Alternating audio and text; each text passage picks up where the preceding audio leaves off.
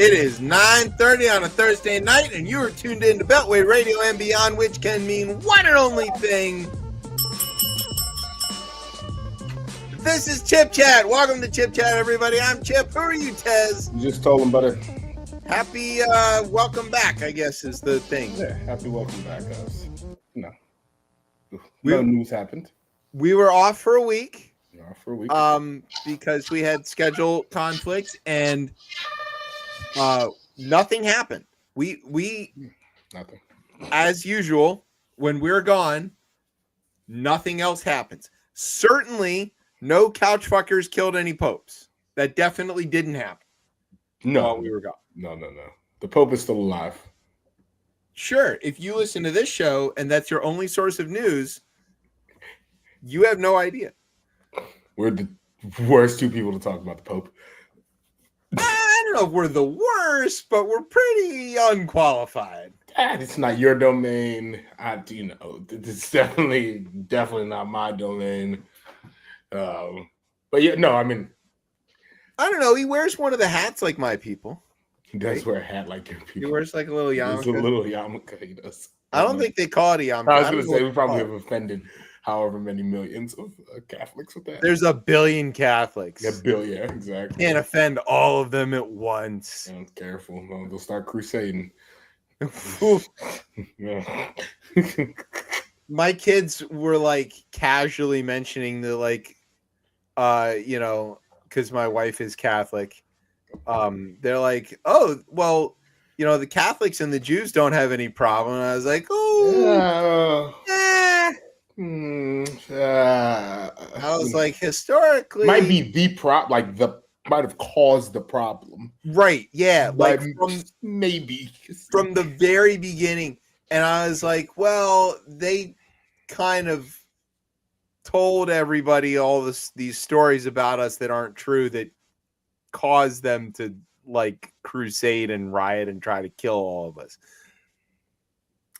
But Congress is going to make it legal for you to still say that the Jews killed Jesus, but it's not going to be while combating anti-Semitism. Yeah.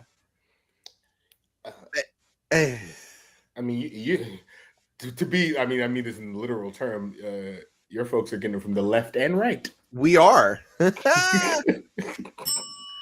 Yeah, we're taking it from all sides, and historically, whenever the Jews are invoked in anything, whether it's we're the supposed victims or the perpetrators of, it never ends well for us. And like, you can see, we all could see it, right? We can all see it when they're like, oh yeah, we're combating anti-Semitism. We're like, oh good, go get the torch guys in Charlottesville. And they're like, not that kind of anti-Semitism. No. Those are nice evangelicals. Yeah. We're like, oh, okay, we know what you mean. And then when they're like sort of explicitly like, oh, well, it'll still be okay for us to say these things. And we're like, okay, we have jumped several sharks. Like, let's just stop pretending that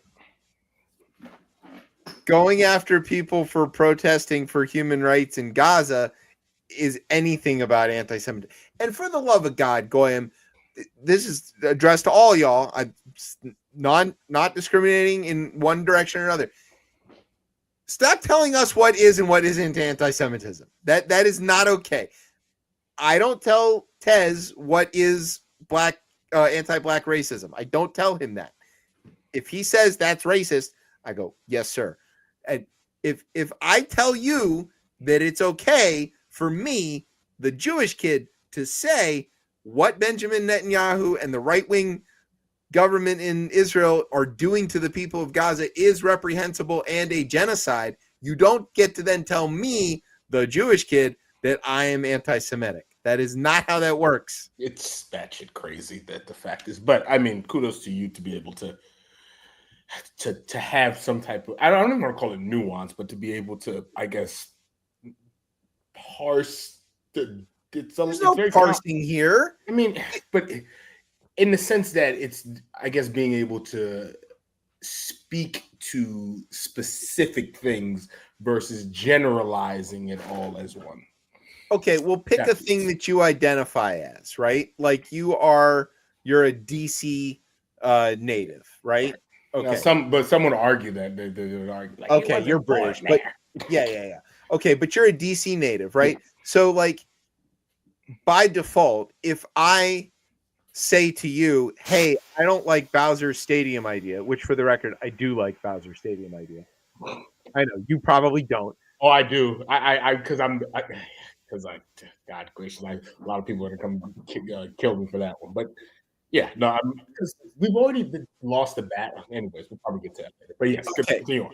I didn't even put it in the script because I think it's so far off from like discussing it. It's like not even worth it. But if I say I don't like Bowser's Stadium idea, right?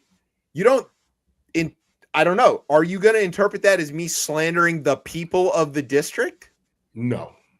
No. What would you interpret that as? That you don't like the government that is running said district. Right. Seems easy. I mean, it seems easy, but I think that the reason it's not is because there are years of conditioning for it to not be easy. Yeah. We own some of this, right? We did spend a lot of time saying, hey, if you say anything about Israel, you're just anti-Semitic. That was never true. And people who said that should not have said that. That is not correct. But even, I mean, that's one piece there. But I think even if you remove, which sounds crazy, right? If you remove Israelis, you remove Jewish people from that conversation as well, there are other forces outside of that, right? Whether it's whiteness, the whole concept of that. Yeah, which makes no sense. And especially in that context where everybody there is ethnically identical. Yeah, right. Because like Semite people to me, that's a lot of people, right? It does. It's a lot of folks, right? It's the whole Middle East and most of East Africa. An Afghani would be considered that, correct? Yeah, you could maybe some would be considered that. Yeah, I think that. Yeah, so, but it's it's a language group, not exactly like an ethnic thing, but like the Semitic languages includes Amharic and Arabic and Hebrew, and yeah. So, but it's clear, and right, we could pick any topic, but people want to drill this down to the simplest form because of it's easier. I wouldn't even say to comprehend, but easy to argue and fight about.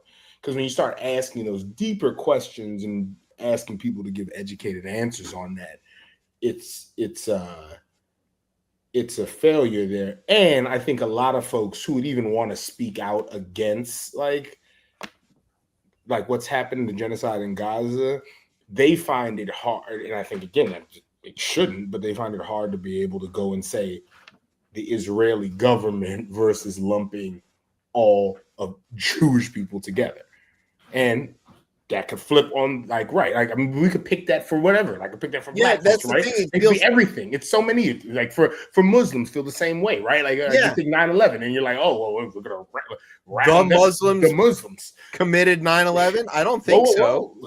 No, that's not even really. I don't think that's not a small group of people committed 9/11 with a different interpretation of whatever they were up to. I mean, they could have been mad about ice cream flavors. Who cares? Like they are the ones who did it, though. Like it's not. Yeah, I don't know. It is. It's gross. I don't like it. So. I would definitely I don't get to do this much, but I would love to plug the book that is in the zeitgeist right now, which I almost finished, Abundance by Ezra Klein and Derek Thompson. You should read this. I think, and actually this is a message to all the liberals out there, right? Everyone should read that. I don't agree with everything in it. And let me not say I don't agree with everything in it. It makes me think about things in a different way. Isn't this the book that got Ezra Klein kind of in trouble or something?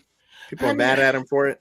Yeah, I mean, because the idea then, right, with the name is that we kind of have everything that we need to solve the biggest issues of our time. But it's just really, I'll give this example, which has me thinking a lot about it, right? And it's saying, all right, well, we know they use this example in San Francisco about this public housing that they ended up building for the unhoused, and how private investment was able to do this in some record time, maybe like 2 years to get it. And basically we're breaking down how there are so many roadblocks if the government had to do it, and roadblocks that are good things in the sense, right? That, oh, the people who need to build this we need to look at minority contractors first, right? But it's almost in the sense that, have we put so many barriers up against actually getting things done? I think, and the biggest thing, right, and I know it's rare that we ever celebrate the Trump administration on this program, but I do think you look at something like Operation Warp Speed, and they talk about that, and I've said this forever. I'm like, we've been saying this. We're like, yo, if you ran on that. We're big fans of the Warp Speed. But again, that's one of those clear examples of how, if you kind of remove a lot of, like, in that case, right, some of the things that it takes to get vaccines, right, to market, right, and just the approach that they did by, like, hey, whoever is able to do this, the government's going to buy all this up. And it's just really, it's a conversation around that government can still do big things. We need to have the will. The government has to have the will to do it. And obviously they're really not speaking to, like, the Republicans or the right, because it's like, well, at that point, they don't really even necessarily. You remove a lot of these things, you open up the opportunity for a lot of corruption, and then you do. Yeah. But so then the question is, there you go. Yeah.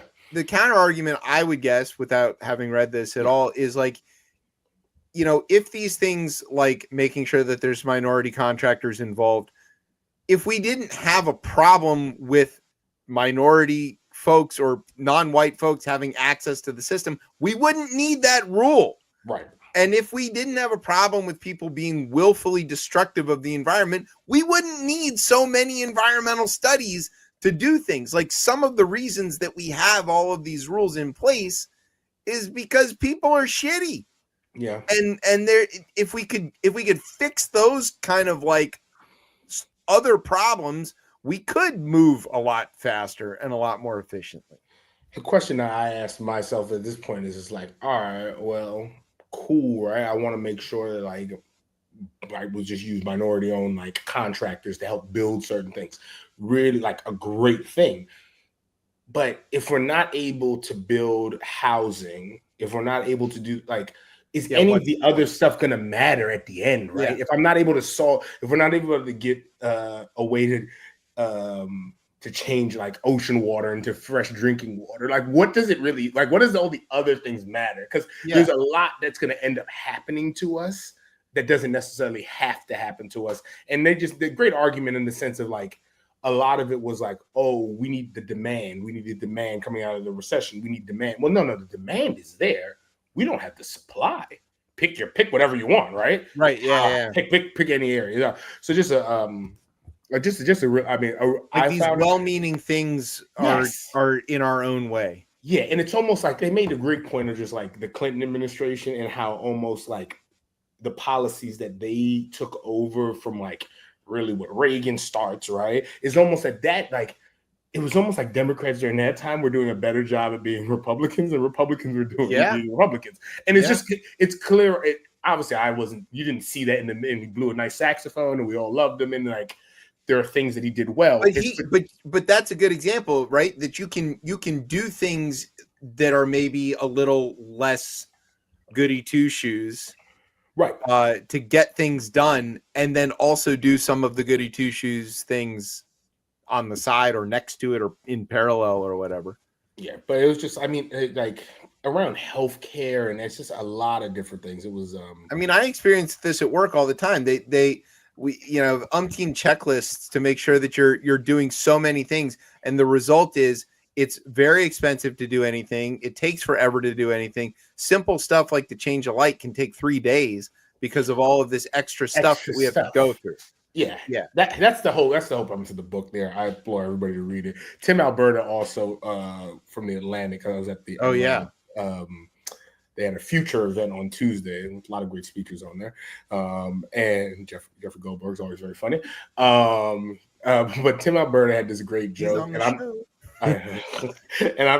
not gonna be able to do it justice, but they were talking about, like, these two MAGA people who, like, walked out of, like, a hospital or something and got hit by a truck, right? And they end up going to, like, the pearly gates and whatnot. And, like, I forgot what saint or whoever they're asking to get in there. St. Peter. St. Peter, that's exactly St. Peter. And then he was asked to St. Peter, and he was like, yo, he said, before I go, I just have to ask you guys, like, Joe Biden really didn't win the 2020 election. And then St. Peter's like, no, of course he won it fair and square. And then the guy who's in the line turns to the other MAGA guys and says, yo, this goes higher than I thought. Yes. And I literally burst out into laughter. It was one of the better jokes I've heard in some time. I'm not doing it justice because there's more into it, but that is the gist of the joke. And it was just like, oh God. Yeah, yes. Because they were asking him what would convert people. He was talking about his own family members. And Yeah. But it was a really good event. Francis Collins, from the director of NIH, had some really good things to say. Former director of NIH. Yeah, he finally retired. He was there for a million years too. Him and Fauci were like buddies. Exactly. And So no, it was a really. Did you get him on the show? Did you talk to any of these guys? I didn't get a chance to get that. Even my good friend Ann Applebaum was out of there. I did get to talk to Jamel Hill though. So I know you can. It was more like a hang. Yeah, I know, right? I'll believe it when they're on. All right, we're 15 minutes in. Yeah. So the other thing is we have our first quarter of negative growth, which is an excellent word in economics that we get to use. Negative growth. Canada had elections. RFK is killing people. A bunch of other fun stuff. It's gonna be a good show, I think. Yeah. We have a good headlines section, this week. So it should be good. Oh, she was also at this, and she spoke. She was very Kristen Hillman, the ambassador of Canada, was there, and there you go. It was very fun. It was She was like, yeah, we're angry as Canadians right now. An angry Canadian is very dangerous. They might apologize at you. Yeah, they're very sorry. Sorry. We need to call Roger up and see his feelings on this. I know he doesn't want to touch any of this shit with the 100-foot pole. Sorry. Yeah. Okay. So there you go. You got a word? Yeah, of course I have a word. Yes. Okay. I've got a word. So sit back, grab some abundance. It's elbows time. You're listening to the best show, the only show, Chip Chat, on Beltway Radio and beyond. Sweeps.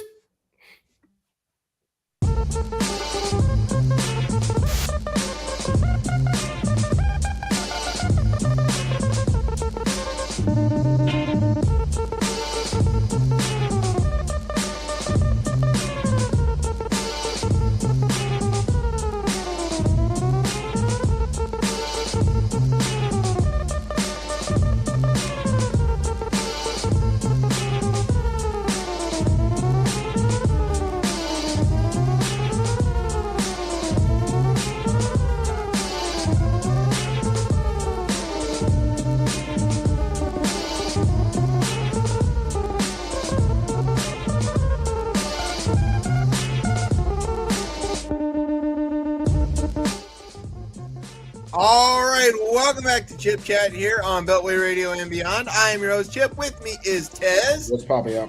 All right, let's do some headlines. This is part of the show where we go through the news. We have a lot of things about the news, but this is just the headlines. We're not going to give you any details. No details. Just gonna go ahead and hit them hard. You want to be the first or the second? I'll take the second one. I liked our new graphic, head-aching headlines. There you go. Look at that. This did you rip this from the Sudafed commercial? That looks exactly from the that looks like what Sudafed does to you. Yeah, or like the person when their sinuses go or crazy. Undoes to you. Yeah. All right, go ahead. You want to hit the first one? Oh, let me get the second one. Okay.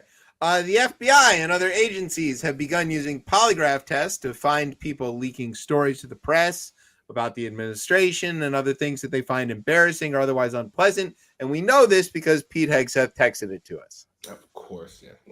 She had strong signal that day.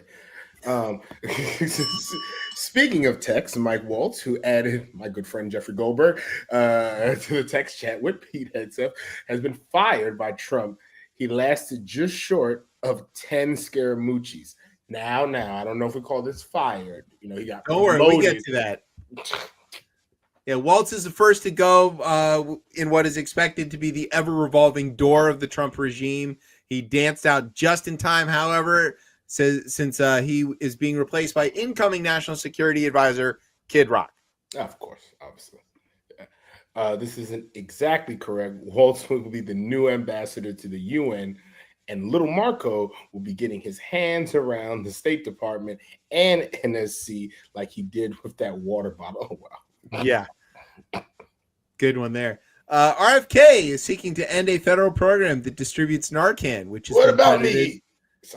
which has been credited with curbing the opioid death epidemic.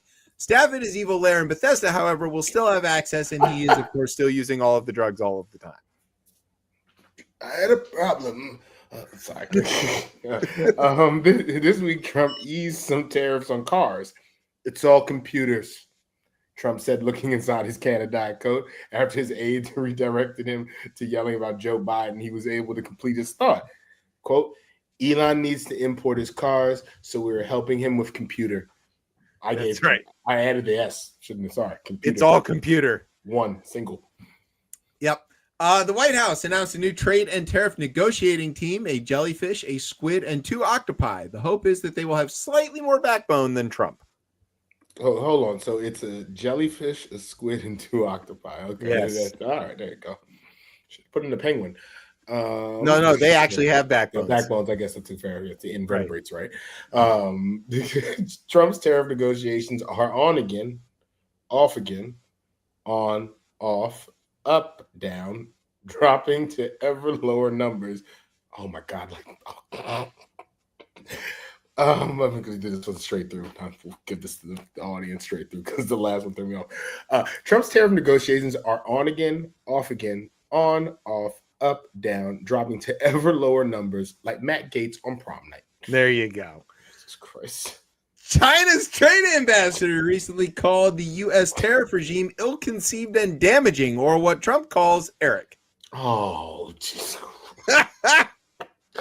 Going to the gulag. Mark Carney, who won the Canadian election this week and will remain the prime minister. It's usually tough to tell who has won the Canadian election, as all candidates race to politely concede to the others. That's correct. They're very nice people. It was an unusually spicy race by Canadian standards, sort of like when they add salt to their mayo. Go ahead. Mark Carney. What is this? Pierre? Is it? I might butcher this. Is it Polivier? I don't know. Polivier. Polivier. I'm American. Promising, that's what everybody's saying right now. By promising to keep Canada from becoming the 51st state, and by pointing out that Pierre Polivier sounds like a made-up name in an American cartoon about Canada. That is exactly what it sounds like. That's exactly right. Carney's slogan was "Elbows Up," which is Canadian for "Fuck Donald Trump." So nice. For years, the U.S. government has had a program that funds and encourages deaf students to pursue science and engineering as careers. The Trump administration has ended that program today. Worse still, they made the announcement by phone call. Yes. Okay. Kamala Harris reemerged from her hiding place in Doug's attic to begin her run for governor of California, which will soon have a larger economy than the entire United States. Yeah. After being out of California, when I was in LA, every Uber driver wanted to talk to me about Karen Bass and Gavin Newsom.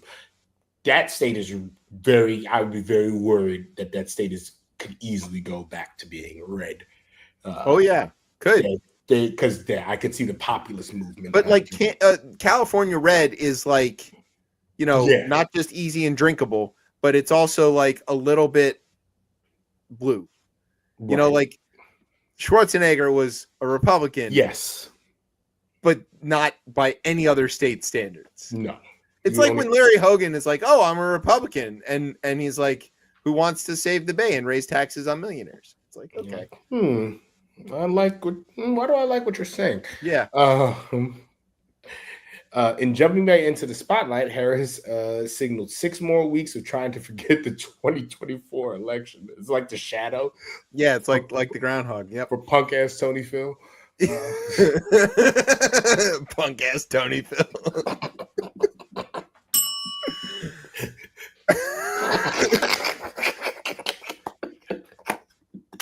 I love that one. All right, shipping traffic at West Coast ports fell to record lows as the tariffs take hold and nobody can afford to import things from China. So if you had your hopes up for a new Trump tire or one of his weird Bibles, tough shit. Yeah, you know. Don't worry. We're only getting $2 this year, not $30. That's right. Craziest thing I've ever heard from. It's sort of like when HW, they asked him, like, what do you think a gallon of milk cost? And he's like, I don't know, $10. And it was like 1986. Yeah, right? Yeah. Crazy. With docks idle, the workers who would normally be moving the containers or tending to the freight are also sitting idle, some without being paid. They've asked people to visit their new OnlyFans page called TrumpMadeUsSellFeetPics.com. That's right. Just like put it right over the water at the time. You know, it's a lot of where they work. Picture, some nice scenes. It's your toes with the Long Beach port, in the background. In sports, the Cleveland Browns exhibited their most Clevelandness by drafting Shedeur Sanders, who can join their illustrious squad of 40-year-olds, rapists, and one thing called a Kenny Pickett. Oh, look down. We got a great graphic for that one. There you go. That's a really great graphic. Ooh, that quarterback room, man. Ugh. Yeah, well, don't worry. Go ahead. Oh, sorry. Actually, that's not true. The Browns learned in a press conference that they had to choose to not exercise Pickett's fifth-year option, which they chose not to use because nobody in that organization knows how to count to 5. They still seem more organized than the Giants. Yeah. Yeah. So the story here is that they were like discussing Kenny Pickett to the reporters, and they're like, "Well, we don't know if he's going to use his option or not to stick with us for another year." And one of the reporters is like, "No, that's your option. Your option. Like, you have to choose to keep him for another year or not." And they're like, "We do?" And they're like, "Yeah." And the GM was like, "Well, then no, we're not going to do that." What a shit organization. Yeah, that's probably why Dion said that no quarterback should ever go there if they're going into the draft. That's why Shedeur didn't get picked. It has nothing to do with his lack of talent. I mean, he's a solid second round sort of guy, at maybe even a little higher than that. The problem is, who wants to pick a guy and have him be on their team with daddy tweeting at you constantly, criticizing your every fucking move? But my thing is, grow up, NFL. Like, grow up coaches on that. When you're worried about a dad, we got bigger things out here. And it's not you and me, Dad. It's Dion. He's got the audience. He can push the things around. He can move needle. It's a problem. The same way that you don't want like these basket case guys. You don't want AB, right? AB can catch better than he was a generational. I don't know. Do I can't? But that's the thing, because then the question is, and Jamel did it because right in my community, everybody is screaming like this collusion, and I'm like, whoa, guys, this guy isn't Kaepernick. All right, let's calm down. He's not that good. It's not, and he might be eventually. He might get better. Yeah. If he can learn to stay in the pocket, not fucking, he finished his career with negative yardage, right? Yes. Doesn't scream first round to me. I'm just saying. Doesn't. But also, too, he could have been first round if he just kept his mouth shut. Right. To be honest. Yeah, if he kept his mouth shut. And I think Dion made he made a bad play, like just of how he went about this a little bit. And I don't think you know what it reminds me of is like the Urban Meyer problem of like, yes. Urban Meyer came from college, he gets to the NFL, and he starts telling these guys who have been there for a long time, who are professionals and who make more money than him, that he's going to tell them what they're going to do, when they're going to sleep, when they're going to eat, and all this kind of stuff. And they're like, whoa, guy, you're the new guy. We've been doing this. And like, that's the problem. If you get drafted, you're lucky enough to get drafted, say thank you. And like, let the vets tell you like how it is. You can make a difference. Jaden Daniels is a great example. You can make a difference on a team as a rookie. and be that, but understand that you're new, you're inexperienced, and everybody else that you're about to meet when you get to the office is also the best ever.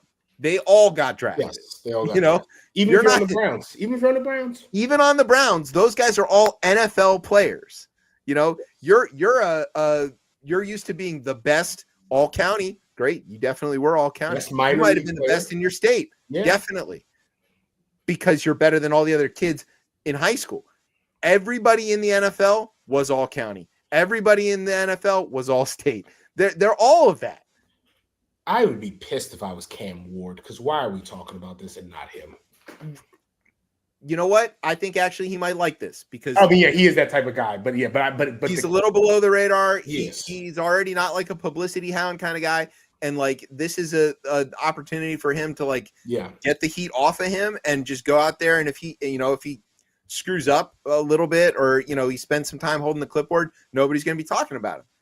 When he does get the chance to shine, and he will, because he's Cam Ward, then he's going to be golden. And I can't wait to see what he does. I just hope he doesn't do it against us. Yeah, right. All right. And finally, in entertainment news, it turns out that John Lithgow and Stanley Tucci cannot become co-popes, proving once again that I did not see the movie Conclave. So there you go. That's the headlines. Hooray! You want to do a break or you want to do some rundown? Maybe we do. Or I got a new bit. You'll catch on to it very quickly. But okay. So should we do the break and then you're gonna do the bit, or? Well, yeah. Let's do a break, and I'll just I'll end it with the bit that will start now. All right. Well, we're gonna take a break. We'll be right back with the rundown. You're listening to Chip Chat on Beltway Radio and beyond. 99. Tim Couch, Ty Detmer.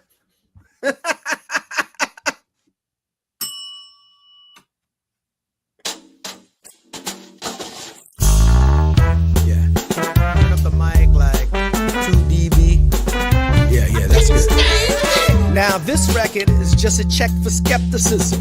I reckon the mechanism is exorcism. The method is madness. The goal is the best decision to bless your system. And the rest, that's left for the restless and the young. But the best is yet to come, like the last person on your guest list. Imagine, I do this in my spare time like a spare tire. 1 foot in, 1 foot out, like a wear a wire. First thing first, this is not work. This is love. Like a German with a knockwurst, reliable like clockwork. And if the beat knocks and the heat rocks play knock knock and I'm there, then it's no joke, leacock. Y'all just peacocks, all show y'all so that if this was France, your name would be come and see or come and sock. Except no one would come and see or come and sock.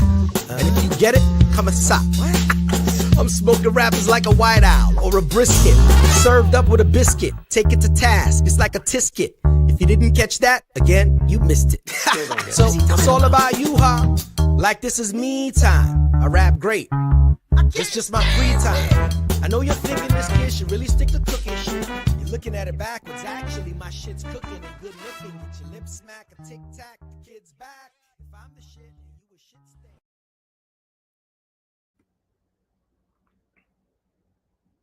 stain. Is Tez? Maybe we don't know. We're seeing it. There he is. I'm here. Hey, Tez.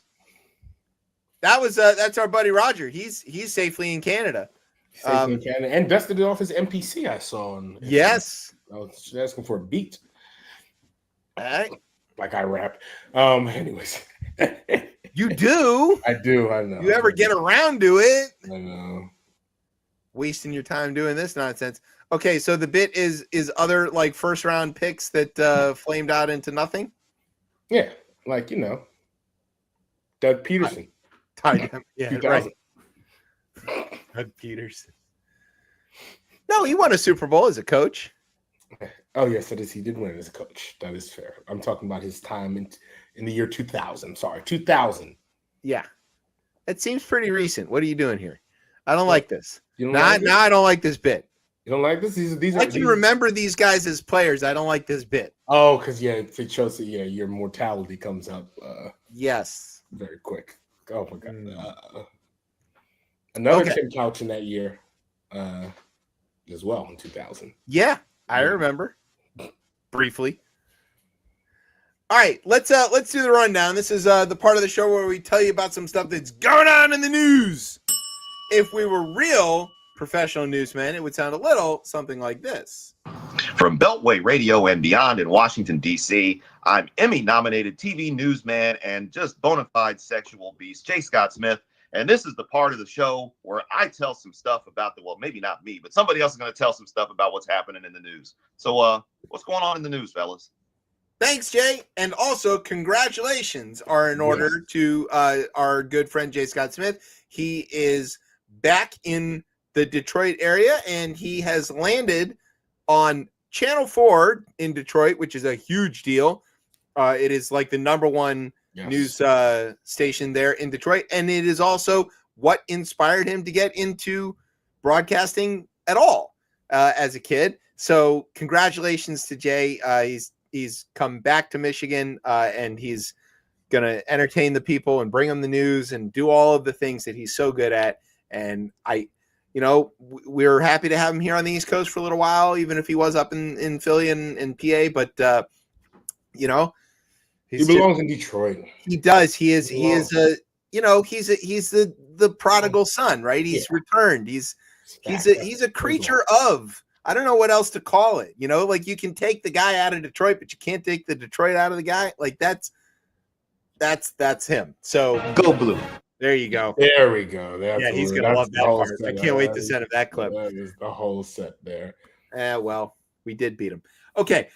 So now we're going to talk about the economy, which is a thing that we love to talk about on this show, which actually shrunk for the first time in a good long time.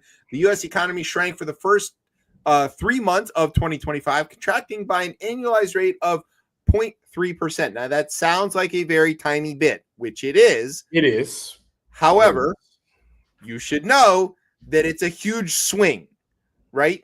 That we went from growing at a rate of like 2.5%. Unheard of based on what we came out of. Yeah. So basically the economy contracted by threefold. It took what we were doing and got smaller and smaller and smaller and smaller until it got to negative. And there are a lot of people who have been kind of predicting like a recession was on the horizon for years now, right? And they questioned, how dare they question Tez's oracle and savior, Jay Powell. How dare you? How dare they? White Jerome. You gotta, come on. You can't question a guy named Jerome Powell who follows the Grateful Dead. Yeah, come on. Like that is a lot of stuff.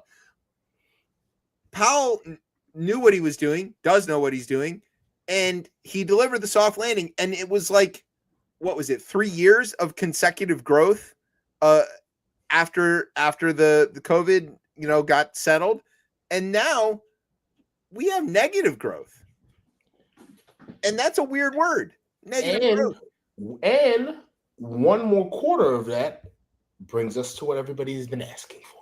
That's the R word, right? So like officially, just for everybody who's listening, if they want to know like the details of this, to technically be a recession, you have to have 2 consecutive quarters of contraction, of economic contraction or negative growth.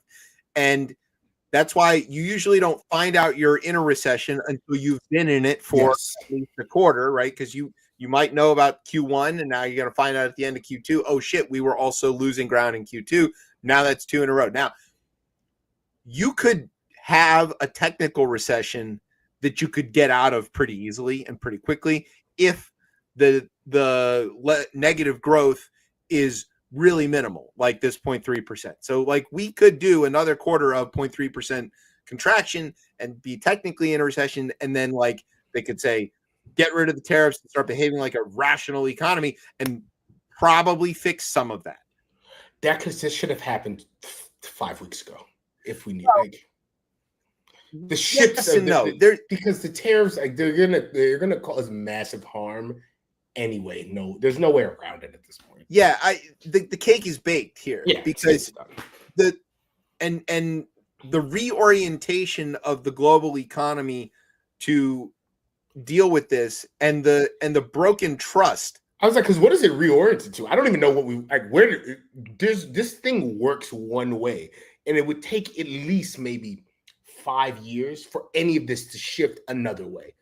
The more than dollars, that, because 10 years maybe, a generation maybe. Yeah, longer, right? Because think about this. We are in where we are in this sort of understood economic world order in the post-war era due to mostly American dominance in a lot of spheres and things that we did to set up this fakakta system. And it mostly works to our advantage. The reason that they eat pasta and like bread in the Philippines is because America started selling them, giving them wheat during the 20s and 30s and taught them how to cook it. That wasn't a staple food over there in the Philippines, but they became one while we were being colonists there. And now, like, the spaghetti with banana ketchup is the number one thing at Jollibee or whatever. Like, that is a product of the American dominance economically of the rest of the world. And most of that was sort of predicated on this thing where, like, other parts of the world may disagree with us on policies. They may disagree with us on a lot of things that we do, but they were like, the Americans might be a lot of things, but what they definitely are is stable and consistent. And the US dollar is the default world currency. It's what oil is traded in. Yeah. It's the safety net. You know, I don't like the Americans. We're going to buy their treasuries anyway. You know, the Chinese don't like us, but they buy our treasuries, right? Yeah. Japanese didn't like us, but they bought our treasuries anyway. Like, all of those things were true. And what Trump has done, not just in the way that he's behaving with the tariffs, what his voters have done is show the rest of the world that, oh, wait, the Americans aren't as steady as we thought they are. Unserious people. Yeah, that, like, oh, we thought they would always look out for their own economic interests no matter what. And then it turns out, like, oh, these guys will fuck up their own lives on a dime because they'd rather be mad about race or gender or woke swimmers or whatever the fuck. And yeah, that, like, a guy yelling about turning frogs gay could turn the whole world economy on its ass. I don't know if this does get fixed. I mean, there is a potential in the same way that, like, the British Empire, Yeah. you know, they had understood that to be forever. The sun never sets, right? And once they weren't, the rest of the world, it took a little while, but they eventually reoriented themselves away from London as the center of the world. Yeah. We may be witnessing the beginning of the reorientation of the global economy around the United States, where we're cut out in a bubble, including Canada and Mexico. Could you imagine a situation where the North American continent is not united economically in a defensive posture? You know, that could be that's a game changer. And so, like, the world boxes us out. That's what I'm saying. They are going to do that, right? They can. There's nothing we make that they need. They like, to Ray Suarez's point that we were talking about the last time. Yeah. It might turn out that when we look around, the only reason people were buying stuff from us and integrating us into the economy was because they thought that we were steady and sound, and we aren't that anymore. And so turns out they don't need anything from us. They can buy their shirts from Mauritius, and you know, they can get their accounting done in Singapore or whatever. Like, all the things that we sold, all the services, all the corporate governance that made our version of things safer and better is gone. Our FDA, it's not going to do inspections anymore. So why would you buy American stuff? If we're not inspecting drug factories that are making things for American American consumption overseas anymore, why should you bother to buy the American version of any of these drugs? Just buy it straight from those factories and do your own oversight. Like, it is all unraveling. And in a way where, like, even if Trump goes, okay, my bad, undo it all, who would trust us? The brain drain is something that I worry about, right? You think about, right, after World War II, right? And a lot of folks are being persecuted and being able to the way we were able to bring folks here, right? And the way our government worked, the way we invested in research, whether you pick whatever program you want, Apollo program, right, where how penicillin gets invented, all of these different things are because of the stable federal government of the United States. And that, well, yeah, and the instability of places where other places, this stuff was. I mean, Einstein comes here because Germany is not safe for him, and we end up with the bomb, and they don't. Right? That is very definitely how this works. The woman who creates the mRNA like that whole concept of that, I think I want to say she comes from Turkey, maybe at that, like, right? Like, yeah, from the Middle East, yeah, somewhere in there. And right, and even though like that, it took a while for that to happen. She'd been here for years, and like that was people said. Yeah, but the reason people come here to pursue scientific research and stuff is because that they think there's an opportunity and that it's a safe way to do it. Yeah. And now we're literally seeing people fleeing. The scientists, the people who can, are fleeing and going to play. And the Chinese are all too happy to just roll out that red carpet and say, like, hey, you want to study some sort of sciencey stuff? We don't have a problem. We're not like religiously bound to hate evolution or whatever the fuck. You want to come over here and splice some stuff together and we're going to own it. We'll own it. We'll own it, but we'll let you do your research and we'll even give you money to do it. And the scientists are like, well, shit, I'm not in this to make money. I'm in this to like achieve the thing I wanted to learn. Yeah, I'll go over there. Sure, why not? And the biggest thing, which also took a hit here, is consumer confidence. And the only way that the global economy works is based on, as we know, as our good friend Kai Rizzo likes to tell us, right, that the American consumers are damn near 70% of this economy.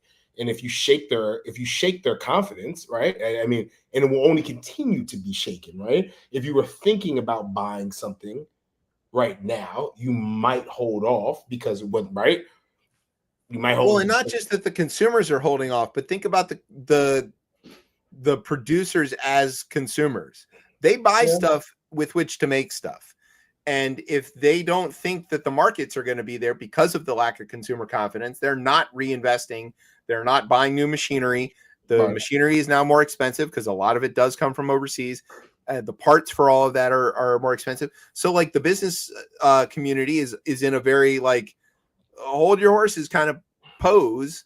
I mean, it happened at work. We got an email that said, we're not hiring any new people. We're not doing anything. We're just going to like sit still and wait and see what happens. That's economic disaster. I mean, when the money stops moving, that's a problem. Yeah, because then the banks aren't loaning and they're not getting interest back. I mean, this is like, even if you want to say it's all a house of cards, cool, that's fine. I'll agree with you on that. But it's the house of cards was the way it works. It was kind of stable, and it works. Yeah, it does work, right? The economy, much like the United States, functions on belief. It functions on trust, and yes, that's exactly. So if you believe, you have an economy, and if you have faith in the currency, you have faith in the markets, you have faith in the regulatory structure, you have faith in the safety of the sort of general business environment, that, you know, the intellectual property is protected and, you know, that you can patent things or whatever. All of these things sort of work on faith, much in the same way the idea of the United States does. And if you damage that in any substantial way, the whole thing will collapse. And Trump has damaged that in a very substantial way. I mean, you brought up the thing about the dolls. It's not just that he's so like violently out of touch with how this impacts people, but he's outright deceptively lying about it. Here's an example. Quote, "This is Biden's stock market, not Trump's," he posted. Now, you may remember that when the market was climbing at the end of the last year before the election, Trump claimed that was because they were excited for him to win. And now since Inauguration Day, the markets have all tumbled like a lot. Okay. Bear territory in some of these areas. Yeah, bear territory. He's then he went on to say tariffs will soon start kicking in and companies are starting to move into the USA in record numbers. That is not true. It's false. It doesn't even make false. sense else the way he says that. Right. They're not okay, Anyways. guys. This will take a while. Has nothing to do with the tariffs, he said in all caps. And then he said only that he left us with bad numbers. When the boom begins, it will be like no other. So he's blaming Biden for the tumult that he caused, and somehow taking credit for the increases under Biden's administration. It's laughable, right? But it isn't laughable because to the half of the country, they believe that they're going to outright tell you that the reason that this is what it is because of Biden. I think the polls, though, are starting to shift. And I know the polls aren't but I do think there's been a decent amount after these 100 days where there have been shifts where it's clear that people are like, whoa, okay. Yeah, people are starting to look around and go, wait a minute, this isn't what I thought. I'm dumb. I'm tripping. I made a mistake. There's a lot of people who are saying that. And it's on the two big categories that were his favorites. Yes, immigration and the economy. Yeah, so I don't but here we always have known this, right? We did this before. Yeah, but we saw this with Biden, right, as well. And they weren't able to articulate the wins that they had. But one of the reasons that we can say that Biden lost it and Kamala Harris eventually loses the election is because of the economy, right? Because Americans feel the heat of inflation that they've never felt before. Now, could the Democrats have communicated a little bit differently on how they went about this? Hell yeah. But I do think the economy is still one of those things that will shift the mindset of people. I think it's happening now. And if we get into June and we look at bare shelves, there will be no one else to blame. There will be no, at least at the very minimum, right? If we take our Latino brothers and sisters who, they I don't know what they was thinking, but anyways, whatever, cool. We take them. If we take the ones that are left, they're here, right? They might be there to have a better opinion. They might all be in CCOT. Yeah, right, exactly. Before me and you, which is kind of crazy. Didn't think that. Yeah, weird. It isn't weird how that works, but we'll still get there. Don't worry. We'll be there. We'll be there eventually. If you take them, if you take the business community, which is clear, right? If it's clear, when the heads of Walmart, when the heads of Lowe's, heads of Home Depot, when they go and still office, like, yo, this is what you're about to see. And we all know that the way you have to approach this is you can't come yelling, screaming at the guy. You got to kind of unfortunately, you're massaging a huge. Yeah, you got to tell him, we agree with your basic premise here. However, the damage is, it's a little more than you thought. Immigration, right? People agree. They want these people deported. They don't like the way it's being done. Right. They not like, that's the thing, right? I'm not saying that these folks don't want this horrific thing to happen to these folks. They just don't like it, right? Because again, I still think Americans don't want to feel icky about being American. Yeah, that's true. We want to be able to get away with doing horrible shit, but not feel like we're doing horrible shit. Exactly. Yeah. The same way we want to be able to. I was telling someone the other day. We want the government to really help us and assist us with things, but we want them to make it feel like we did it ourselves. That's right. Yeah, bootstraps. But it is that. It's also like the going back to your X problem, right? Is that Trump did this the first time. He damaged the economy, and then he had to buy the farmers off essentially. And there's nothing to say that he won't do that now. He's got a compliant Congress. They could just print money and hand it out to people and say here, this will offset your tariff costs or whatever. If there's inflation, they can lie about it and say that this isn't. What if he raises taxes on the rich? Yeah, but he talked about that a little bit. What if he does that? That would be insane. It would be insane. The whole thing is insane, and the whole thing. And people will go against him for that. There's a group of people that will go against him for that. Yeah, but it's what we're talking about is the just instability and the lack of consistent. Yes, this is the thing that you might not like what Reagan did, but you knew where he was on these things. He wasn't flipping and flopping all over the damn place. You might not like what Clinton did, but he was consistent in what he was, the direction was understood. Trump, you don't know. He's just a wild idiot all the time. but also I don't really know exactly how to describe this, but like the threat isn't just in potential inflation or recession. It's in like stagflation, which is insane. Which we are like really on the edge of this. You know, generally inflation tracks with growth. You have growth that gets out of control. You grow too fast, you have inflation. You need to slow that down by raising interest rates, pulling money out of the pool, and just slow down the overall economy. And so you lose some jobs in the process of tamping down inflation. And then the flip side of that, right? If you've got a problem where you need to jumpstart the economy, you need to increase the number of jobs. What you need to do is inject some money into the economy and pass it around a little more, and you get it, you heat it up, and you get it to grow.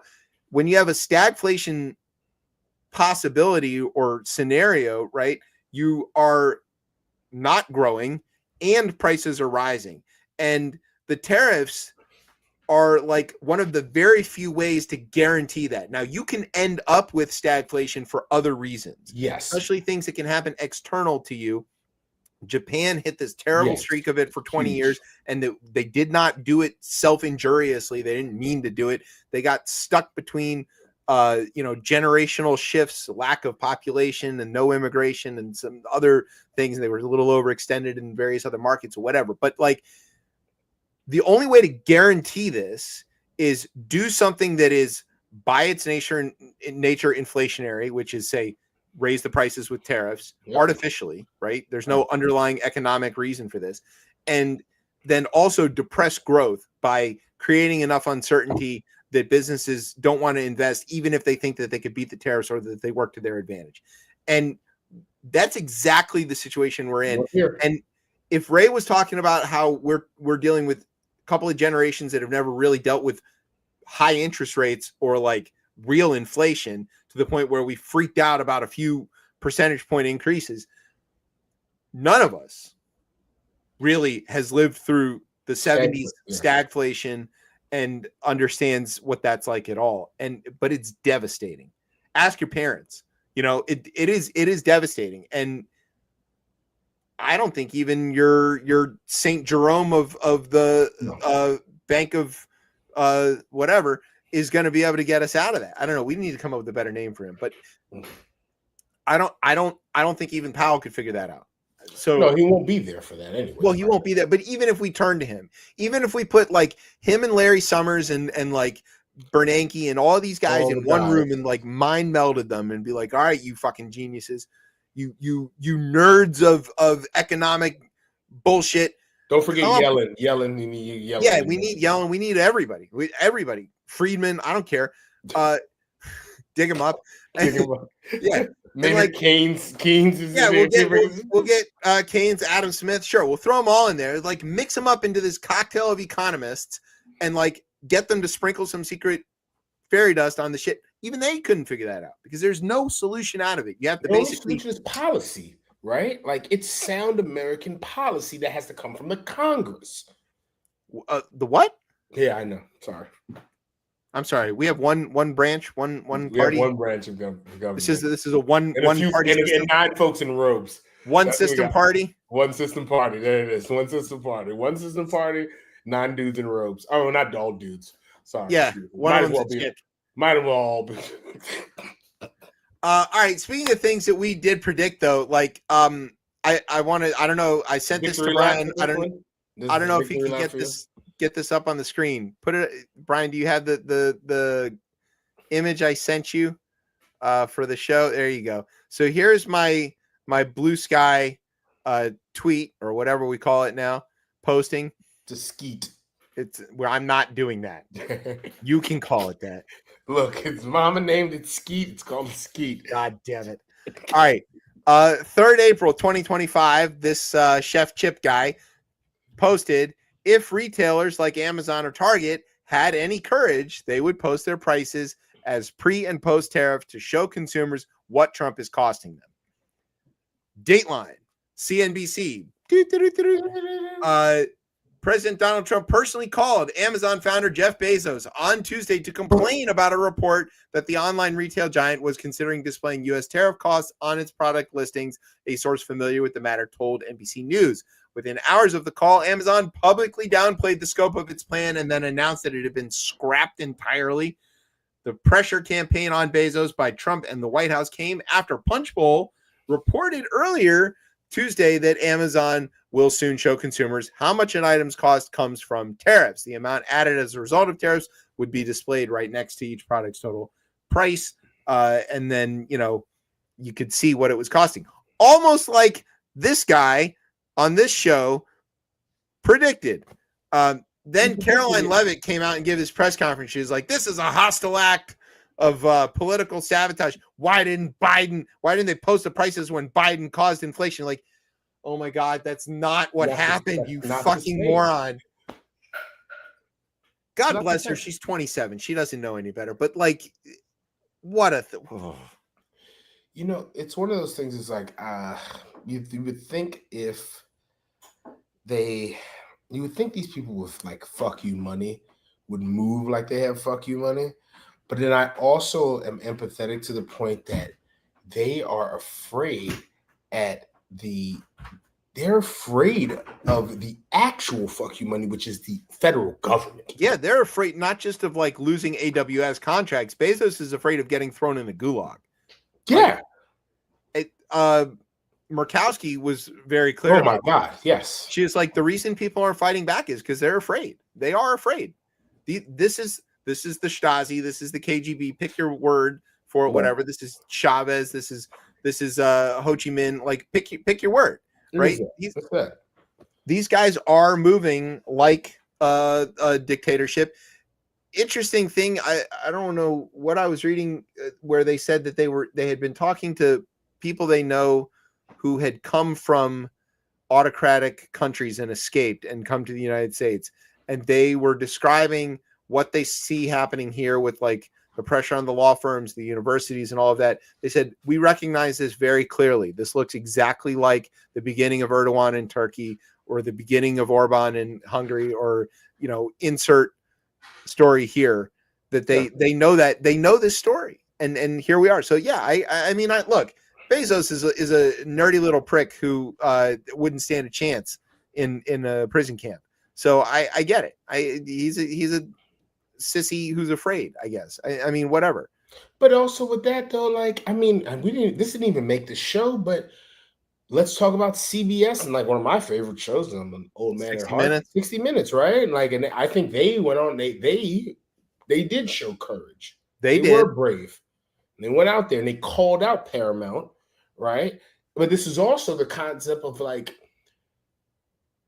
when the big money, these conglomerates, these monopolies are able to buy up everything. Right. And like, yeah, like, I don't know. The 60 Minutes thing was difficult for me to watch because it's like, oh, the press again is stifled because not everyone can report on these things.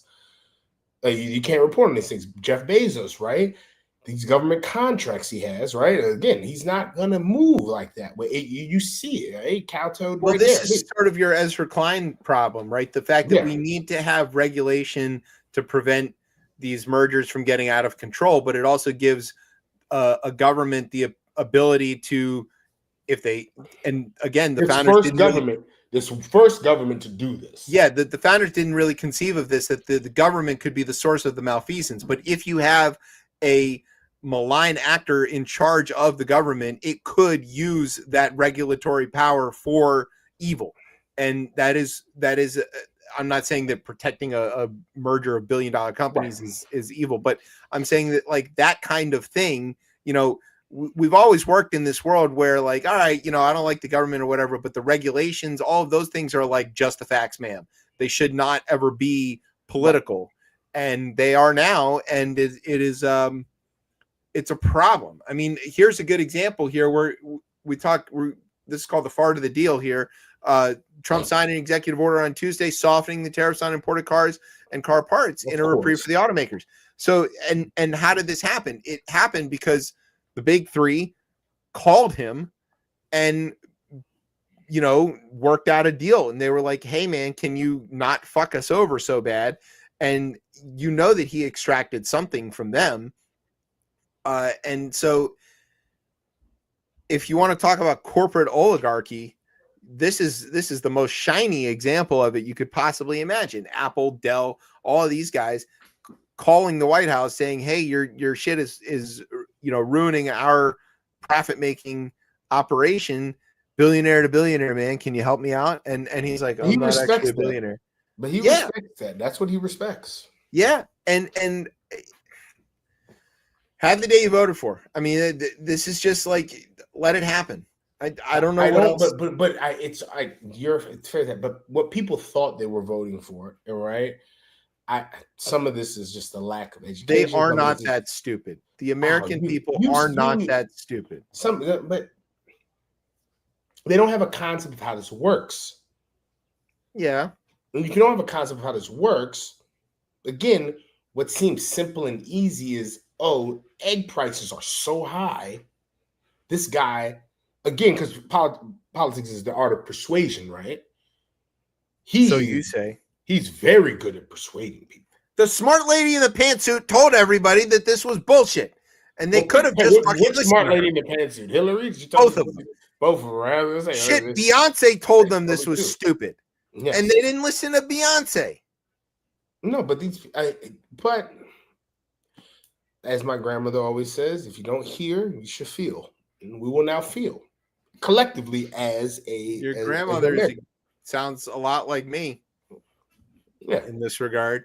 The original 25% tariffs announced in March and in effect since April 3rd were poised to add an average of $6,000 on cars imported from outside of North America and $3,600 on vehicles imported from Canada and Mexico. And then it was going to go up when they added all these other tariffs and stuff. Now that that's been sort of paused. No one understands, though, the car, how it's manufactured and how these parts go back and forth, how it goes across, specifically in North America. But like, no one understands that. Because I do think if you were able to break that down in chunks for people, I wish everybody just listened to Marketplace every week, every day. And no one does that. But anyways, but if you were able to I think they do a great job of breaking it down, right? You know who knew that happens? All of those auto workers in Michigan. And they voted for that fucking guy anyway. Like if there's anybody who knows, and then what are they battling against even as well too, right? Because they're battling against clean energy, right? They don't want batteries, like they don't want these cars to not run on. I don't know why they don't want batteries. They feel like factories. It's more jobs to build new cars. It is, but then I guess for what they're doing, right? Those jobs might go to other people. But even with that, if you didn't like that, the man was backed by the biggest battery maker, which is Tesla. That's not union. Yeah, it's so like he was in his camp, and that man truly believes in batteries. Yeah. So like even then, it's kind of like to your point there. It's like, all right, well, even if I was that person, right? And I was like, oh, I don't want, but why? Well, he's rocking with Elon Musk. Wait, hold on. I'm not. That's why I'm saying I don't think these people are stupid. There's nobody in Wisconsin or Michigan or Indiana or anywhere in the upper Midwest that doesn't know that these cars and that this is an integrated cross-border operation. Everybody knows that. Everybody in Texas knows that. Most of the light trucks in this country are built in Texas. And you know where they're partly built? In Mexico. And like the reason they're built in Texas is because it's next to Mexico. And like everybody that in these places absolutely knew better and voted this way anyway. So like, let me get my tiny, tiny violin out for them. I don't fucking care if it crashes their world. The problem is that we can't undo it because the rest of the world now think that we collectively as a country are a bunch of fucking morons. And we can't we can't convince them of that. What are we going to do? Like, no. We got that out of our system. We're done doing that. Then we're like, you said that the last time. And you fucking voted for this guy again. Well, you can't vote for him again. Yeah, they will. And not only that, right? It's the Churchill quote completely inside out. You can always count on the Americans to do the right thing after they've tried everything else. Now you can't. And that is the thing. We're cooked. The sauce is done. True. I don't think that's true. I think there have been other examples of this country going backwards to eventually go forward. And maybe we look at this 30 years from now and be like, yo, crazy, insane. What are we going to say at this point? 20 years, I guess you could easily say. How are we going to convince Europe to reorient and start trading with us again? How are we going to convince China to buy our soy products when their whole supply chain is now oriented towards Brazil at that point? We're not going to be able to do that. I mean, again, I think it's almost anti-American to think that way. And I get why you would think that way. The facts lean up that way. Like, understand that. But you and your hopey changey bullshit. I'm just saying, this whole shit is built on that, man. It's whole built on like you said, it's a belief system, right?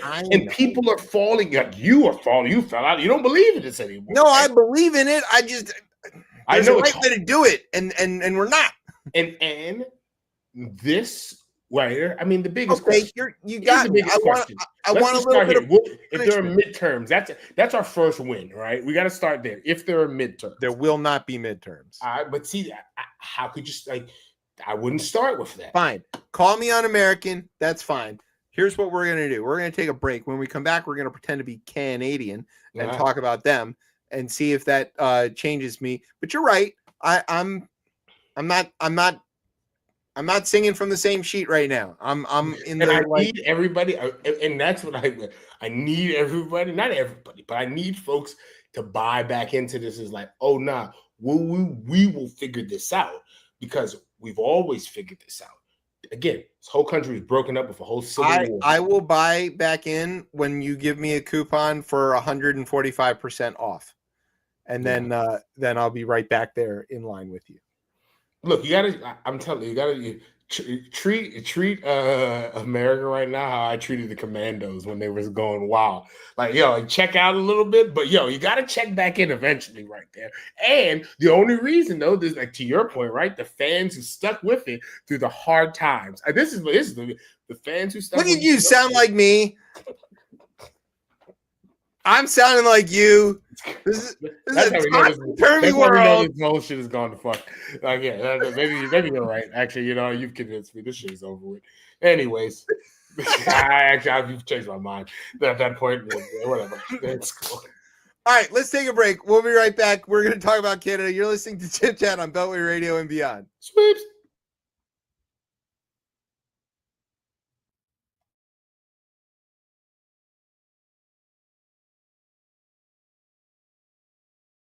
Stuck on stupid on stuck on stupid on stuck on stupid on stuck on stupid on stupid on stupid on stupid on stupid on stupid on stuck on stupid on stupid on stupid on stupid on stupid hey on stupid on stupid on stupid on hey, Mr. Humanoid over here thinking I lied for a sec. I guess the worst you could do is you might get upset, so here we go.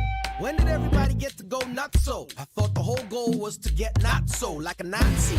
Not so, right on the right side of history, I guess you could wish for a bright side. But that would be stupid, like making the same mistakes. Like killing brain cells just to save some space. Stupid. Stupid on stupid on stupid on stupid on stupid on stupid on stuck on stupid on stupid on stupid on stupid on stupid on stupid on stupid on stupid. They say that stupid is as stupid does. What does that mean? If you do something stupid, then stupid you is getting a buzz or having a bad week. Time to recharge the battery, which usually means more stupid decisions. But great stories, great time, and great fun. New traditions, more bad decisions. Better stop before you see the prison, stupid. If you lucky, maybe Cupid pay you a visit and you could be stupid in love, stupid. Stuck on stupid on stupid on stupid on stupid on stupid on stupid on stupid on stuck on stupid on stupid on stupid on stupid on stupid on stupid on stupid on stupid on stupid.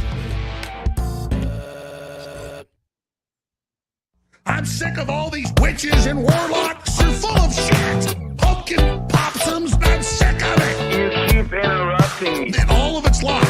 Because you're lying. That's why.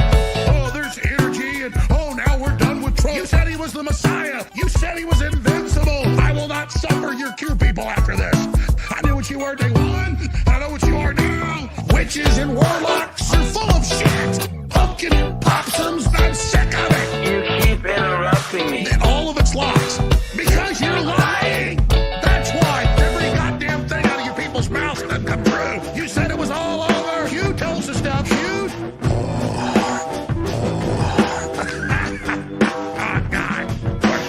Witches and warlocks, you're full of shit. Pumpkin possums, I'm sick of it. You keep interrupting me. And all of it's lies. Because you're lying. That's why. Witches and warlocks, you're full of shit. Pumpkin possums, I'm sick of it. You keep interrupting me. And all of it's lies. Because you're lying. That's why. Because every god thing. Welcome back to Chip Chat here on Beltway Radio and Beyond.